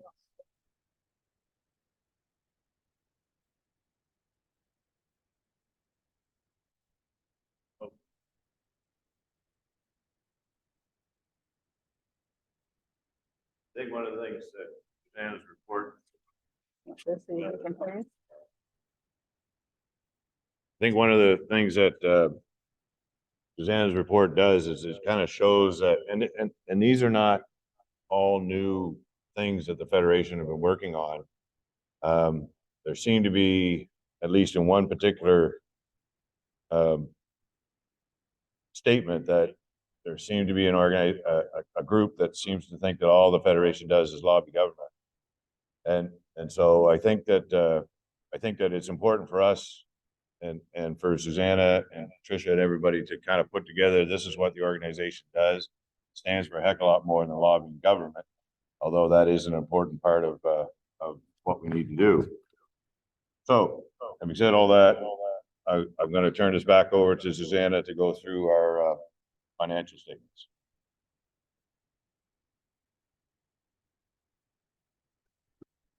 I'm going to put them up on the screen.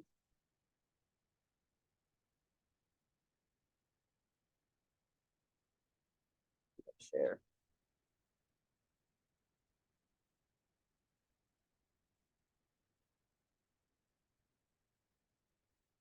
Okay, so everybody online as well as everybody, oh, you know, it didn't show. Not showing here.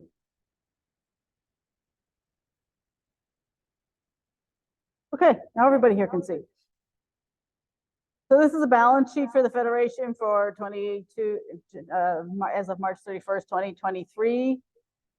We have current assets of just 479,000.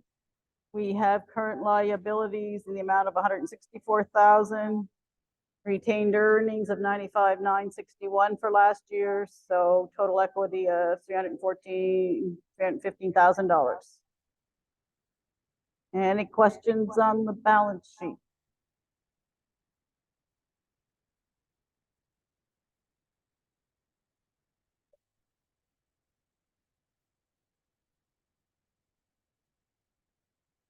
Mm-hmm.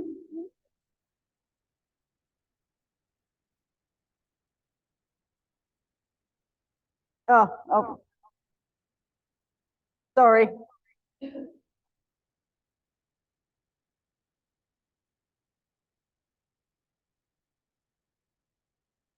I just have them as individual pages of PDF, so sorry.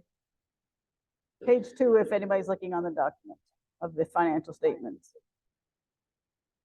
Okay, now going to the income statement. Did it change?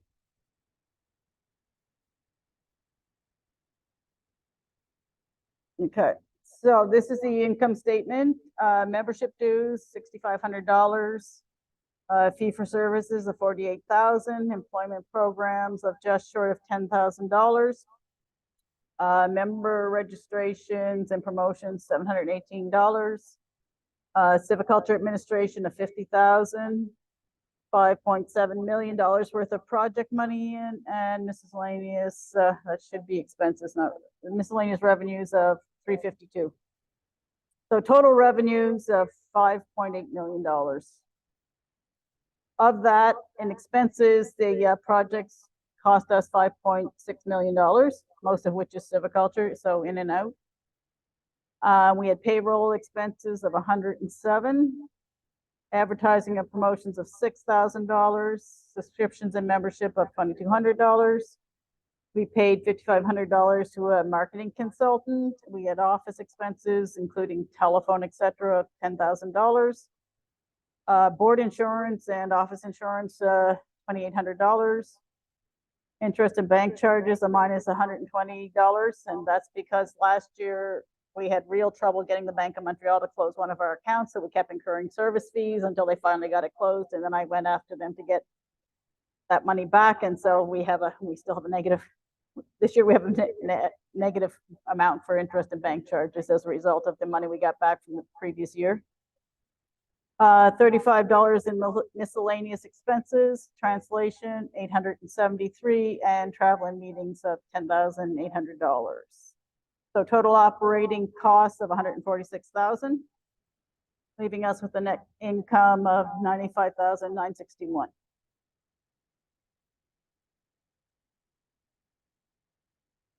Are there questions?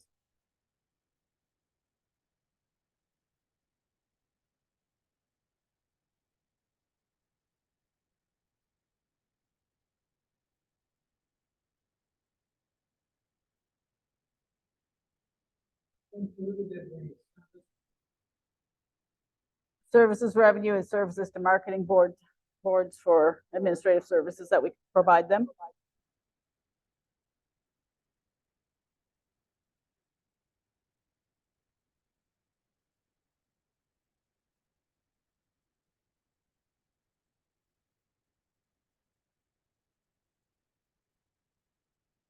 I put it in for information. I don't know. Do you want me to go over it?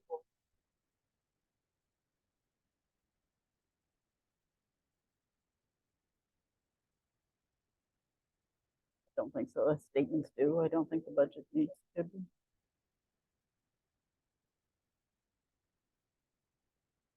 One more question, the project, are they all from the very starting point?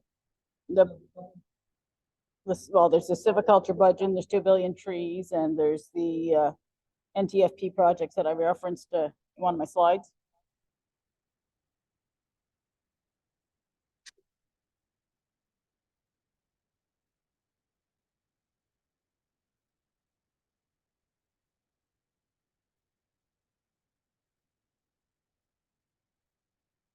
Good. You want that back for a vote? You need a vote on it. Okay, thank you, Susanna. I'm gonna stick this on here. Yeah, so could we have somebody approve the statements as presented? Or move the statements as presented, I guess? David Palmer moved. Hazen McCray, second. All those in favor, signify by saying aye. Against?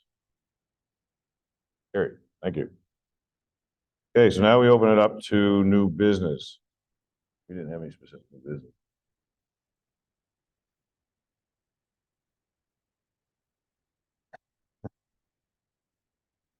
Oh. Should be asked. New business. Okay, There is one new business item on the agenda, which is a organizational proposal. But does anyone here have anything that they wanted to add to new business for this meeting?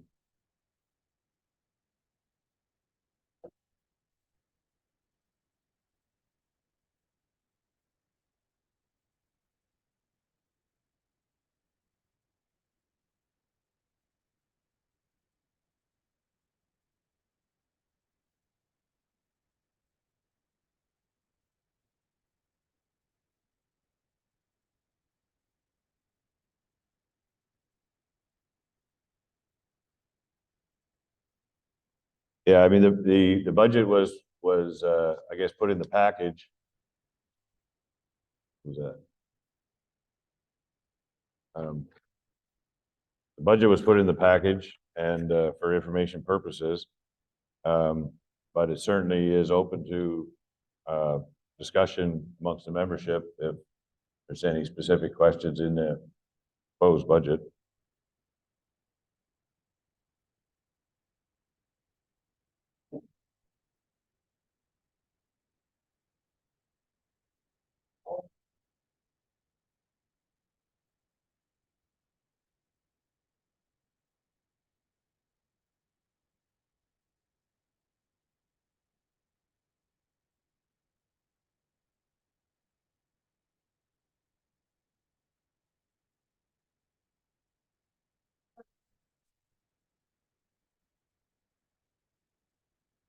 So, yeah. Yeah. Yeah, our annual meeting is not in alignment with our fiscal year. So it's hard, I mean, and that's the reason the budget was put in here, but not, it might have been discussed maybe last year. But I think we were in the same boat. It's this budget that exists in the middle of the annual meeting period, so. Okay. Yeah.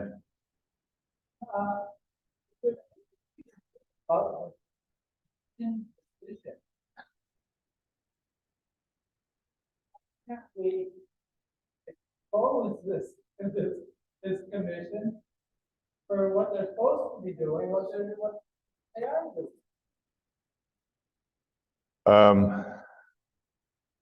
You know, I certainly have very strong feelings about it. And you keep them in check to a degree. There's something that definitely needs to be addressed there. And we can't let it go. I think the way we need to address it has to be well thought out and presented. Because there certainly is a desire at the commission level to maintain their, I guess, reputation should someone try to sully it, and you will get notice of such. So you've got to, I think, and we certainly have presented to the minister many times and to Chris Ward that we think a structural change to the commission is absolutely necessary for the commission to be able to fulfill its role in regard to its oversight of the private woodlot sector or the private woodlot land base. If you look at the annual report of the commission, there's a couple of duties and a bunch of objectives in the annual report, and I would be, and not to speak, you know, and certainly give the commission the opportunity to rebut this, but I would be very hard pressed to find what has been done to meet those duties and objectives over the last decade, or maybe longer. So, and it's quite questionable.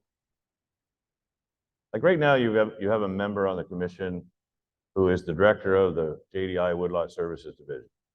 Now, you could say what you want, but the JDI Woodlot Services Division works in contravention of the marketing board system. You can sugarcoat it all you want, but that's what it's there for. And this individual sits on this particular regulatory body that oversees the activity of marketing boards. There's a lot of potential conflict there.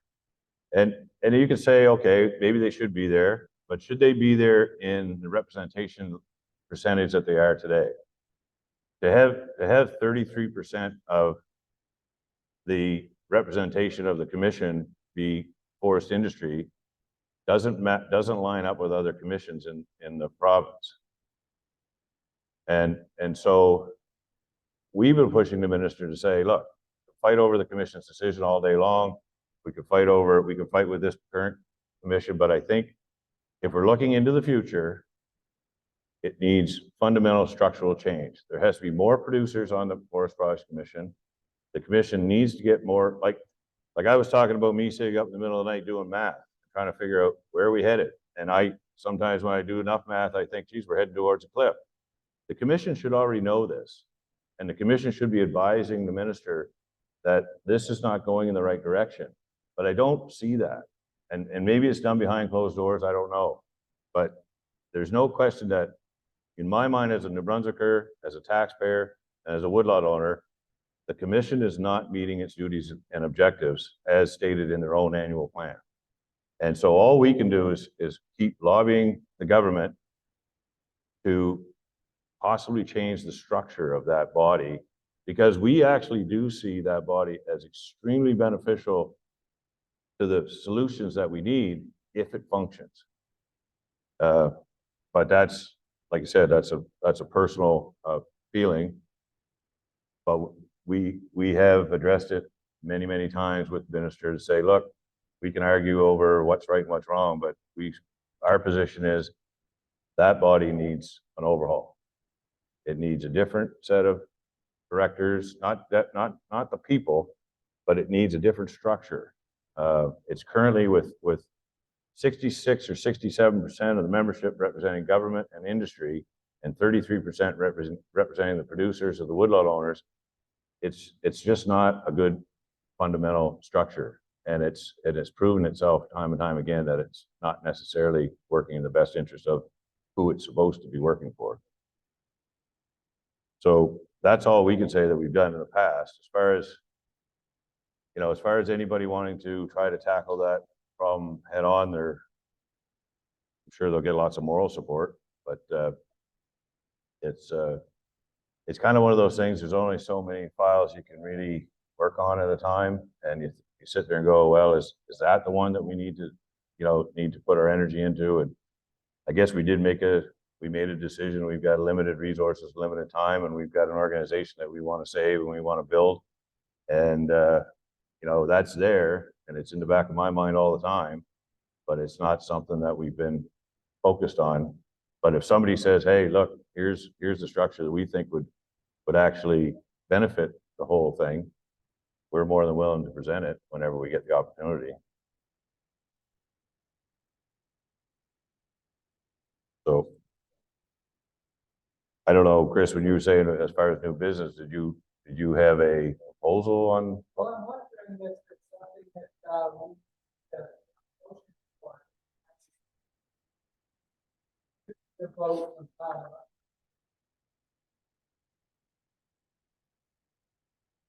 I guess the challenge. Like it is a structural component of our big complex problem. Yeah. And if you feel that the motion from the floor here for us to direct you, or I will make that. It's something that you're working on. Well, I don't think that there's anybody on the board of directors or the executive that feel that they're not allowed to move in that direction or not allowed to pursue that. So it's probably not a requirement to say, unless the membership was to sit here today and say, look, as far as priorities go, this is where you need to go. If it's not that specific, if it's about, the membership recognizes that there's a challenge here and they would like the organization to continue to pursue alternatives, we're already compelled to do that. So it doesn't require a motion so much. So I don't know, David, did you have something?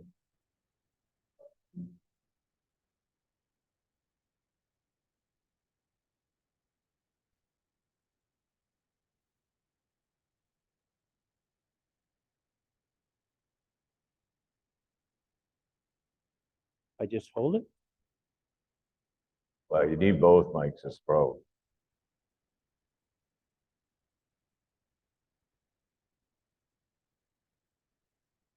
So, do these both operate consecutively or?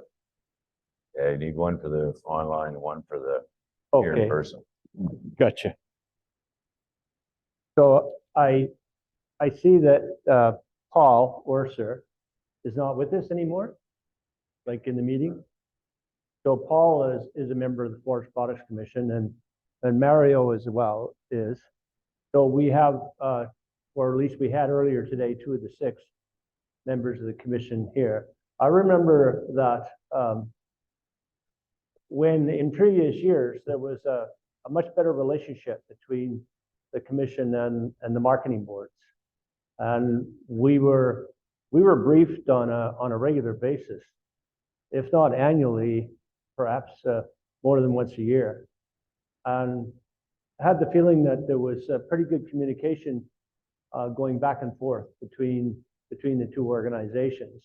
That clearly has completely fallen by the wayside, and we see that there's quite a the relationship is definitely not good, and in fact, it almost couldn't get any. Well, I better not say it couldn't get any worse.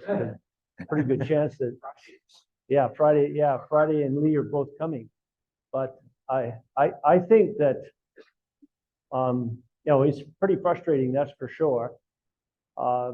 However, I think that we need to somehow or another build some bridges there, and perhaps there are members on the commission that we could open or at least request that a more direct communication be open with the commission to try to have some discussion about some of the things that have taken place and whether they're appropriate and how those decisions were reached.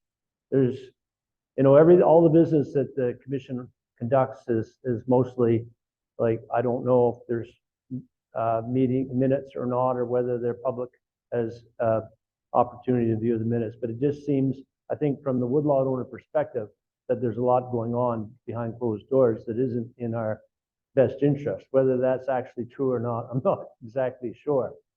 So I'll close in a sec, but the commission regulates the marketing boards. They do not regulate the federation. The federation is an independent organization. Obviously, we were tremendously affected by the last significant decision that they made. So we do feel like we have a big vested interest in what comes out of the commission. I think one of the things that's under contemplation right now, and perhaps maybe it's already been decided by the federation, is an invitation for the marketing boards to have ex officio representation on the board of the federation.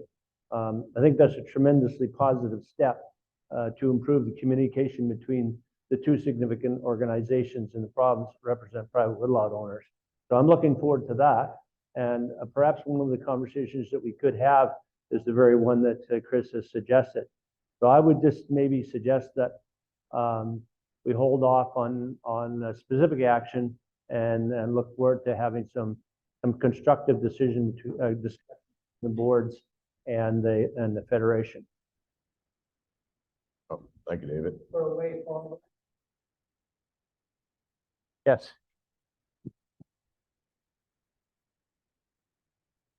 Thanks for your thoughts on that, David. Appreciate it. Even with the influx of Latin in the middle of it there. The one thing, and I've been in this position, and I've also been on the board of directors of the federation in the past, and there's no question that we're very fortunate with the board of directors that we have, but I have had the pleasure of having a board of directors also with that marketing board experience that comes to the board of directors meeting. In the past, where the marketing boards were the 7 members, each marketing board would elect its own federation director, but very often the federation director would bring often the manager or some staff member from each board to the board of directors meeting And it sure gave you a lot more area to draw from when you're trying to figure out certain path forward and that sort of thing. So when we were talking, as what David was talking about, he said, is there some way that we can structure the board to have that advisory source? Ron touched on the fact that we're very fortunate to have an abundance of knowledge out there, but when we have an organization or something, how do we tap into that? And that's been something that's been missing probably in the last couple of years, is that real direct in the field connection with what's going on. So that certainly is one of our desires to move in that direction.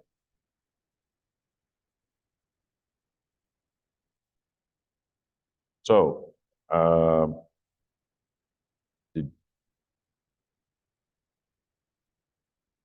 oh, yeah, sorry. How did we get off on? Yeah, Kevin, you had a question about putting on new business, carbon or carbon markets.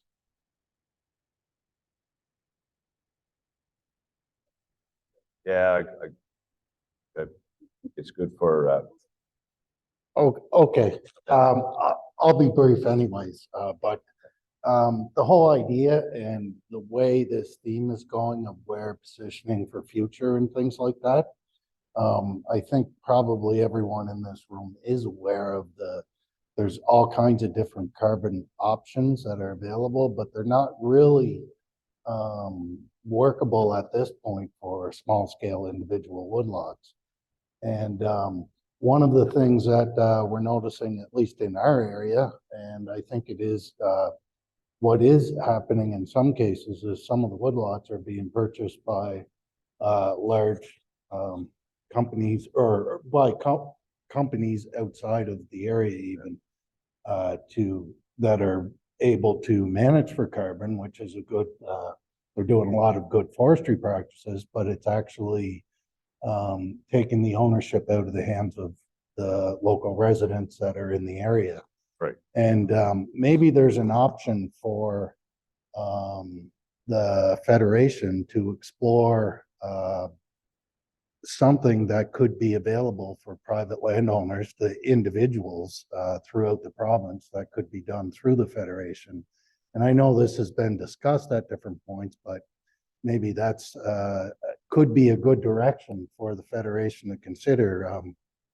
You've mentioned about, and I agree completely that the Federation is always focused on marketing. Here's another avenue of marketing. So maybe it could be a good fit that way for a future direction. That's all I wanted. Thanks. That's great, Kevin. I think that's certainly in the forefront of our thought process about opportunities for the future. I know myself, and I haven't discussed it with anybody, but I was trying to figure out, when you start talking about the opportunities for private woodlots and you look at marketing boards and you look at the very narrow way the marketing boards are funded due to the legislation, it was built on the traditional markets and the traditional values that were out there. People cut wood, they took a certain portion of that percentage and they funded their marketing board to be able to do the job the marketing boards were formed for. There is a real chance too that if everything else seems to have to evolve, that the marketing board itself has to evolve to be able to include stuff like, carbon and carbon markets. And, it makes sense possibly for the Federation to be involved, certainly in generating the possibilities. But I think that one of the things we have to do as well, if we want the marketing board system to continue to survive and thrive, is we have to look at possible revenue sources for the boards themselves, outside of just the percentage of the price of timber. And so it's certainly something that we've discussed quite a bit. Maybe Susanna has a lot more hands-on knowledge of all of those things that I do, so I should probably shut up. But what I think I'll do now, and we'll put it on as a new business for the Federation to maybe even come up with a strategic plan on carbon and how we can facilitate that for woodlot owners. We'll at least put that down as new business.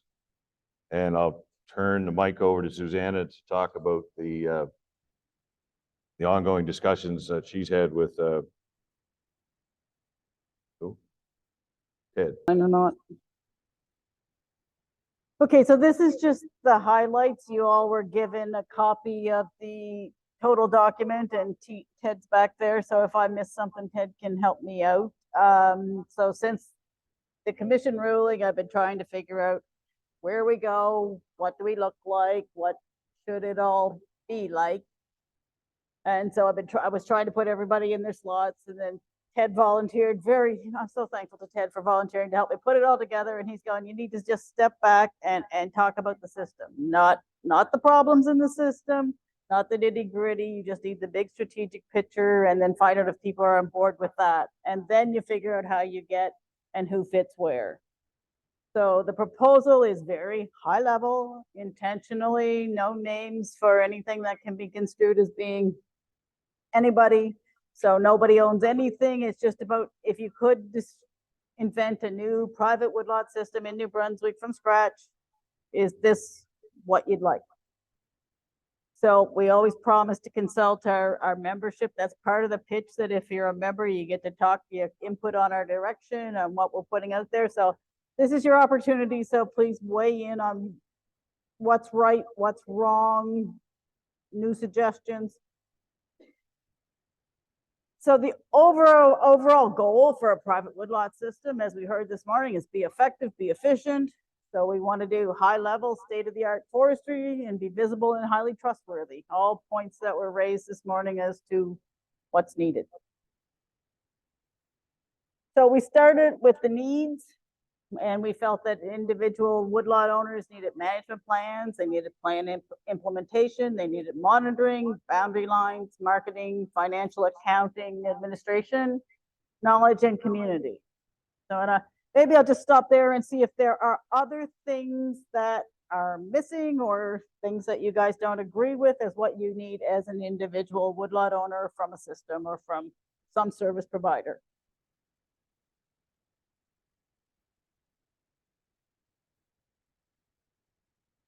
Well, John, I thought you were I was waiting for the comment. You got up. You're just going. Yes? Yes? That's a really good one. Yes, that's not clearly identified.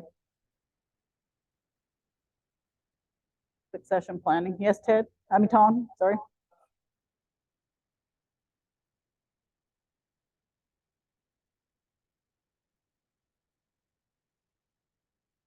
So what conservation values exist? Can you expand on what do you? Yep.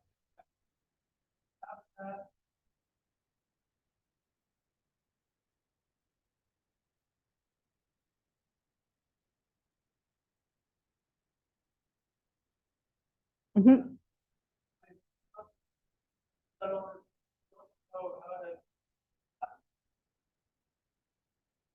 So identification of all the potential ecological goods and services or habitat or conservation things that are on their woodlot. Okay. Excellent.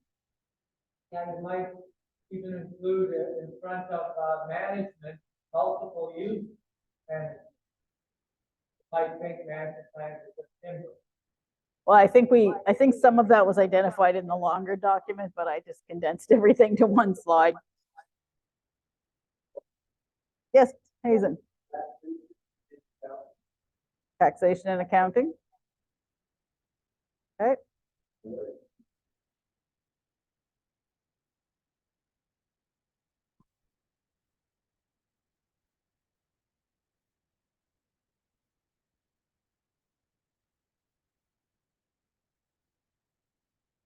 If you think of more as we go along, just please let us know so we can make note of it. We can improve the thing as we go along, but move on to collective woodlot owner needs. So that, collectively, we need advocacy, we need communication with government, other groups, ourselves, internally, woodlot owner to woodlot owner. We need relationships with government. We need money for project works and funding to do the things that don't get funded any other way, such as 2 billion trees or the climate change work that we had been doing to create the tools and do the work. And we need specialized, collectively, we need specialized technical service such as GIS and, you know, that taxation stuff that Hazen was talking about. Collectively, we need that. And we need knowledge. There's research being done, but we need that knowledge to be transferred to those people on the ground. I don't know if there's anything else that people have thought of. And also, if you don't think of it now and you've all have a copy of the document, so you can certainly send us in any comments you have afterwards. Happy to receive comments on this. And so the needs that the government identified in some of the work we've done is they want forest products and services. They want effective landscape level forest management. They want us to be efficient and accountable resource distribution. They want consistent services to all woodlot owners, or at least that's the minister's goal. And they want enforcement of rules and regulations.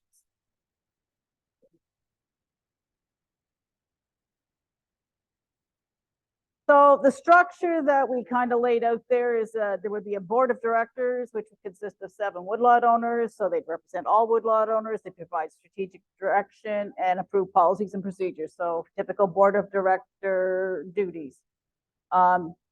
Sort of below the board of directors, you have district forestry teams and you have a provincial office with a forestry team. So the 7 district offices are in 7 locations around the province. They'd have foresters and technicians. They'd have somebody to do administration for them, and they'd have a forest extension specialist. The provincial office would have a chief forester, technical specialist, forest products marketing and sales would get done to a provincial office. It'd be administrative management. The advocacy network, government relations, and project management would get done at a provincial level. They'd be responsible for communication and forest extension and continuing education. Now, I know this opens up a whole can of how does this all get done, and we don't have answers to that. But if we went back to that idea of if you're building the ideal system, what does it look like? Is this like for some type of new private land? It's not for any act, but the government is always talking about the structure. So they sort of task woodlot marketing boards and the federation. Well, ministers and Chris Ward have been saying for several years, what do you want the structure to be? So this is one vision of what maybe that structure could be. And we know there are all kinds of technical issues about who does what and how do you get it done and how does it fit in the current legislation of the province. But until we agree on if this is the system that we'd like, it's really hard to say what do you need to do to legislation and what do you need to do to anything else to make it work if you can't agree on the system. So we're really just looking to see if this is the kind of system that you think is doable, or if there's something else that's better, that's your opportunity to let us know that. So we're just trying to get feedback on it. It's also easier to get feedback if you present people with something as opposed to just saying, well, what do you want the system to look like?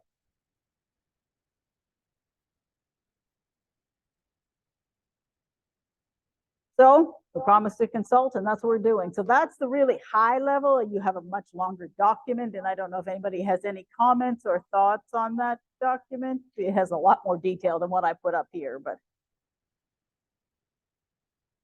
Documents on the website?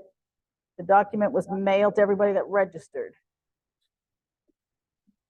To everybody that registered for the AGM, they got a copy of the document.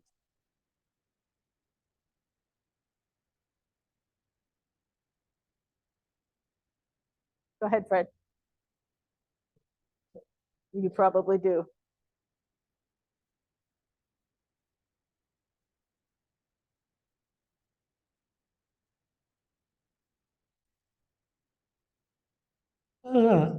I think it's a great report.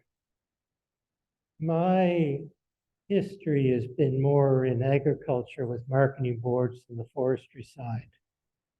And I've always questioned why we have 7 organizations in this province. If we're going to move forward, and there's been lots of challenges discussed today that I certainly don't have answers to, but we need one group that speaks for all the woodlot owners in the province. don't worry about the legislation today, because this is going to require the government's involvement and new legislation. I just want to say, I think it's a great step forward, and the faster we move on this, the better off the industry will be. Thank you.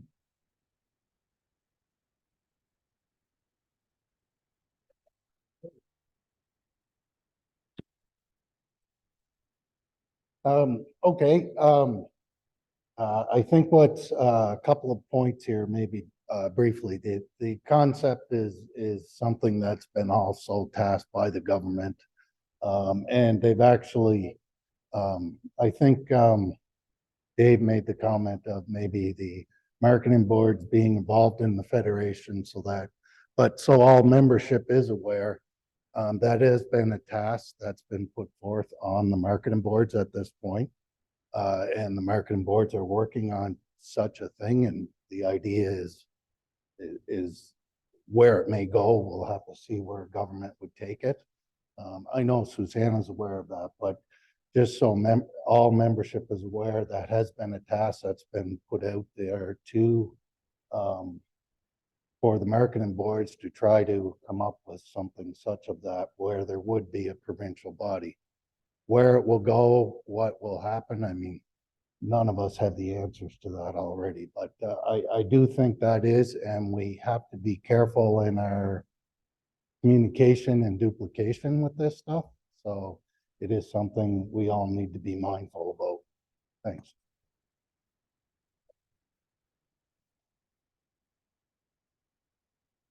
Thanks, Susanna, and I'm not worried about duplication, but I understand. I've been working with Paul Orser on trying to imagine other options too, and I've got some put on paper, and I was really, really happy to see what came up, what was sent to us yesterday. I didn't know that you were behind that, but that is very constructive, and Paul has a different scenario that he considers, and he's developing it. I have a different scenario, and when each of us present different options, the members will be able to see the goods and bad and how we can combine and make something good out of it. So I'm really grateful that Susanna, Ted, you're working on that. Keep working on it. I will share everything I'm doing. I'm meeting with Chris Ward hopefully next week or the week after to see how open the department is to some of that, but we're just trying to get a feeling. But and we've had quite a few discussions with Chris Spencer. We're all working towards the same goals, but we're trying to put stuff on paper, and I think that's going to be useful to have options on paper. So I'm not afraid about duplications. I'm not worried about that, but thanks.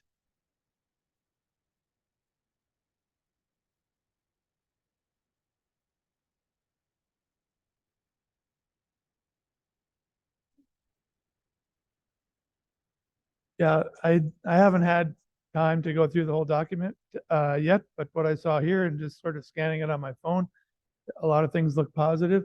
One of the things that I would maybe caution is this idea of, it seems like there's two functions potentially of this single organization, which is service delivery directly to woodlot owners, but also advocacy on behalf of woodlot owners.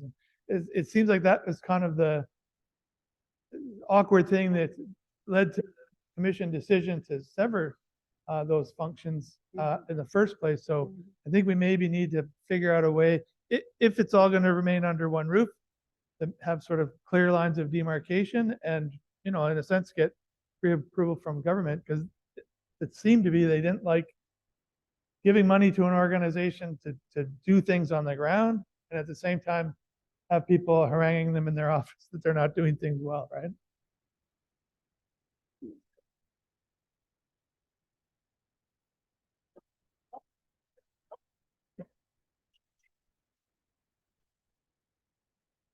Yes, thank you very much, Susanna and Ted. You know, there's a lot of effort went into that, and as both Kevin and Michelle indicated, there's a lot of other effort going on that's somewhat simultaneously happening.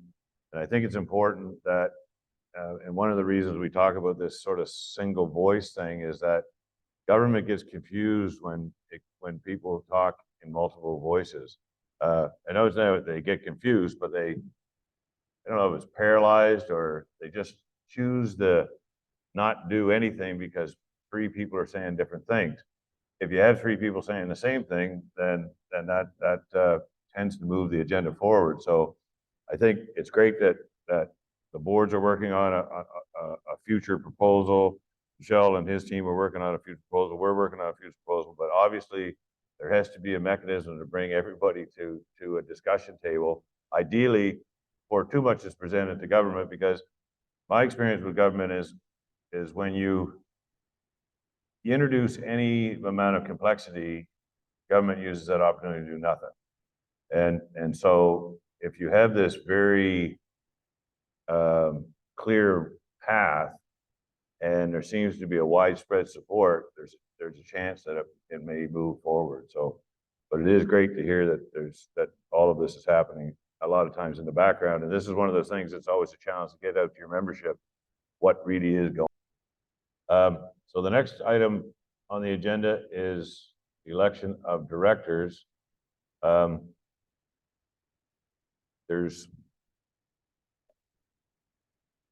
don't actually have the, John Sabin is on the nominating committee. He could actually tell who else is on the nominating committee, and I'll let him probably conduct this portion of the. Anyway, thanks, Rick. Before I get going as the chair of the nomination committee, did anybody else here today feel like they've been disrespected and got a slap in the face? We have a provincial Liberal Party that wouldn't even send a representative, let alone their leader. We have a minister and a government that promise to attend and don't, or send anybody. Now, as 42,000 woodlot owners in New Brunswick, to me, we all just got a cuff. But anyway, I'm sorry that I got off track here. When you're peed, you're peed. Anyway, so as Rick has given everybody who is our present board of directors, when we started out, we staggered so that we'd be not replacing a whole board at the same time. This year, there's 3 board of directors positions that are open, of those that Rick gave, and that's the 3 that are presently serving in those positions is Jean-Guy Como, Danny Murphy, Andrew Clark. So those are the 3 people that presently hold those positions. Now, the nominating committee has done their thing and are proposing those 3 people remain in those positions. Having said that, what we're trying to do, both from a language perspective, a geographical perspective, we want the board to represent the province in its totality and with everything considered, gender and so on and so on. And as we're starting out, we're finding that not as easy as we had envisioned. So certainly for those folks around here and that you know, please consider thinking about stepping forward on the board in future, because there's a lot of us that are very long in the tooth and certainly have no problem stepping aside and letting younger and more diverse voices forward. So please consider that for the future. And if you have any consideration on sitting on the board, please let Susanna know that and as we move forward. So anyway, we will be having an election. And like I say, Jean-Guy, Danny, and Andrew have agreed to continue. My understanding is that Mr. Dwayne Boone, is he in the room? Oh, there's Dwayne. So has offered to sit on the board. So we will be having an election. You had ballots given to you on the way in with those that we knew were going to present their names forward to the board, but the floor can put and nominate anybody else as well to be part of the election process. So let's do that first. Is there any nominations from the floor for the 3 vacant directors positions? Second time, is there any nominations from the floor for directors position? Third and final time, any nominations from the floor for director's position? Hearing none, be appropriate for those that are running, if they want to take a minute to come to the mic and say anything, by all means. No particular order and other than on my list here. John Gee just went through an operation, so David, did you want to say anything on John Gee's behalf?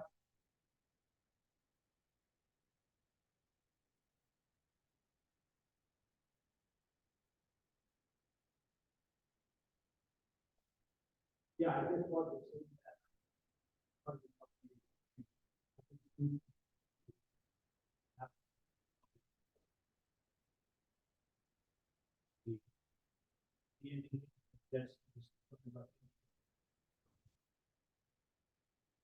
last week, he went for tax surgery, hadn't spoken to him since. That's why he. Great, thank you, David. Danny? Okay. Andrew?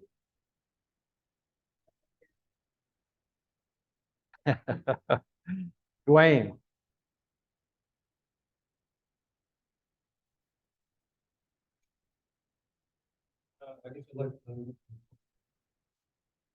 I guess I'd like to let my name stand forward for being on the Federation again. I used to be on the Federation when we were part of YSC, on it that way, and I was a director on YSC for 16 years. The last 2 years I was vice chairman of the board before we were removed, and enjoyed being on the Federation. For the 2 years I was the Federation rep for YSC, so I'd like to let my name stand again. And thank you very much if you vote for me. Thank you, Dwayne. Now, those running, do you want to have a scrutineer?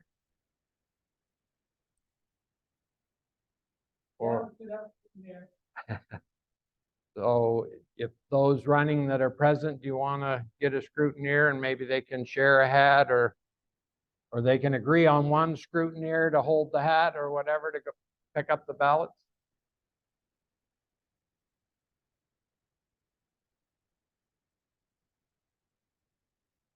Andrew, you want a scrutineer or you? Who do you want to take around the hat? Here, well, let's just let you decide. Oh, Susanna's going to do it. There. Yes, okay. Susanna will collect the ballots. Oh, yes, and with the ballot, obviously, there's 4 running for 3 positions. So check, X, mark the 3 that you wish of the 4. Now, I don't know what procedure is set up for online. Do you have you've got it? Okay.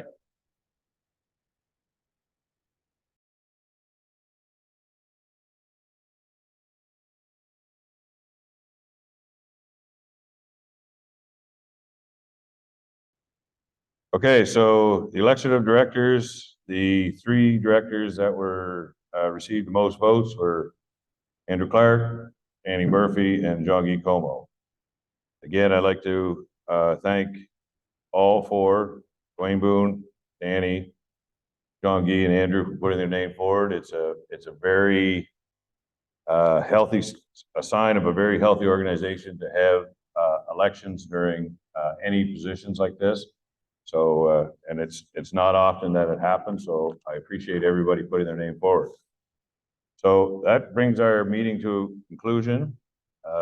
Again, I'd like to thank everyone for taking the time to be here. I know some of you traveled great distances to be here, and I certainly appreciate it. I know all of us, all of the people that organized this, Susanna, Patricia, and Logan, appreciate the attendance as well.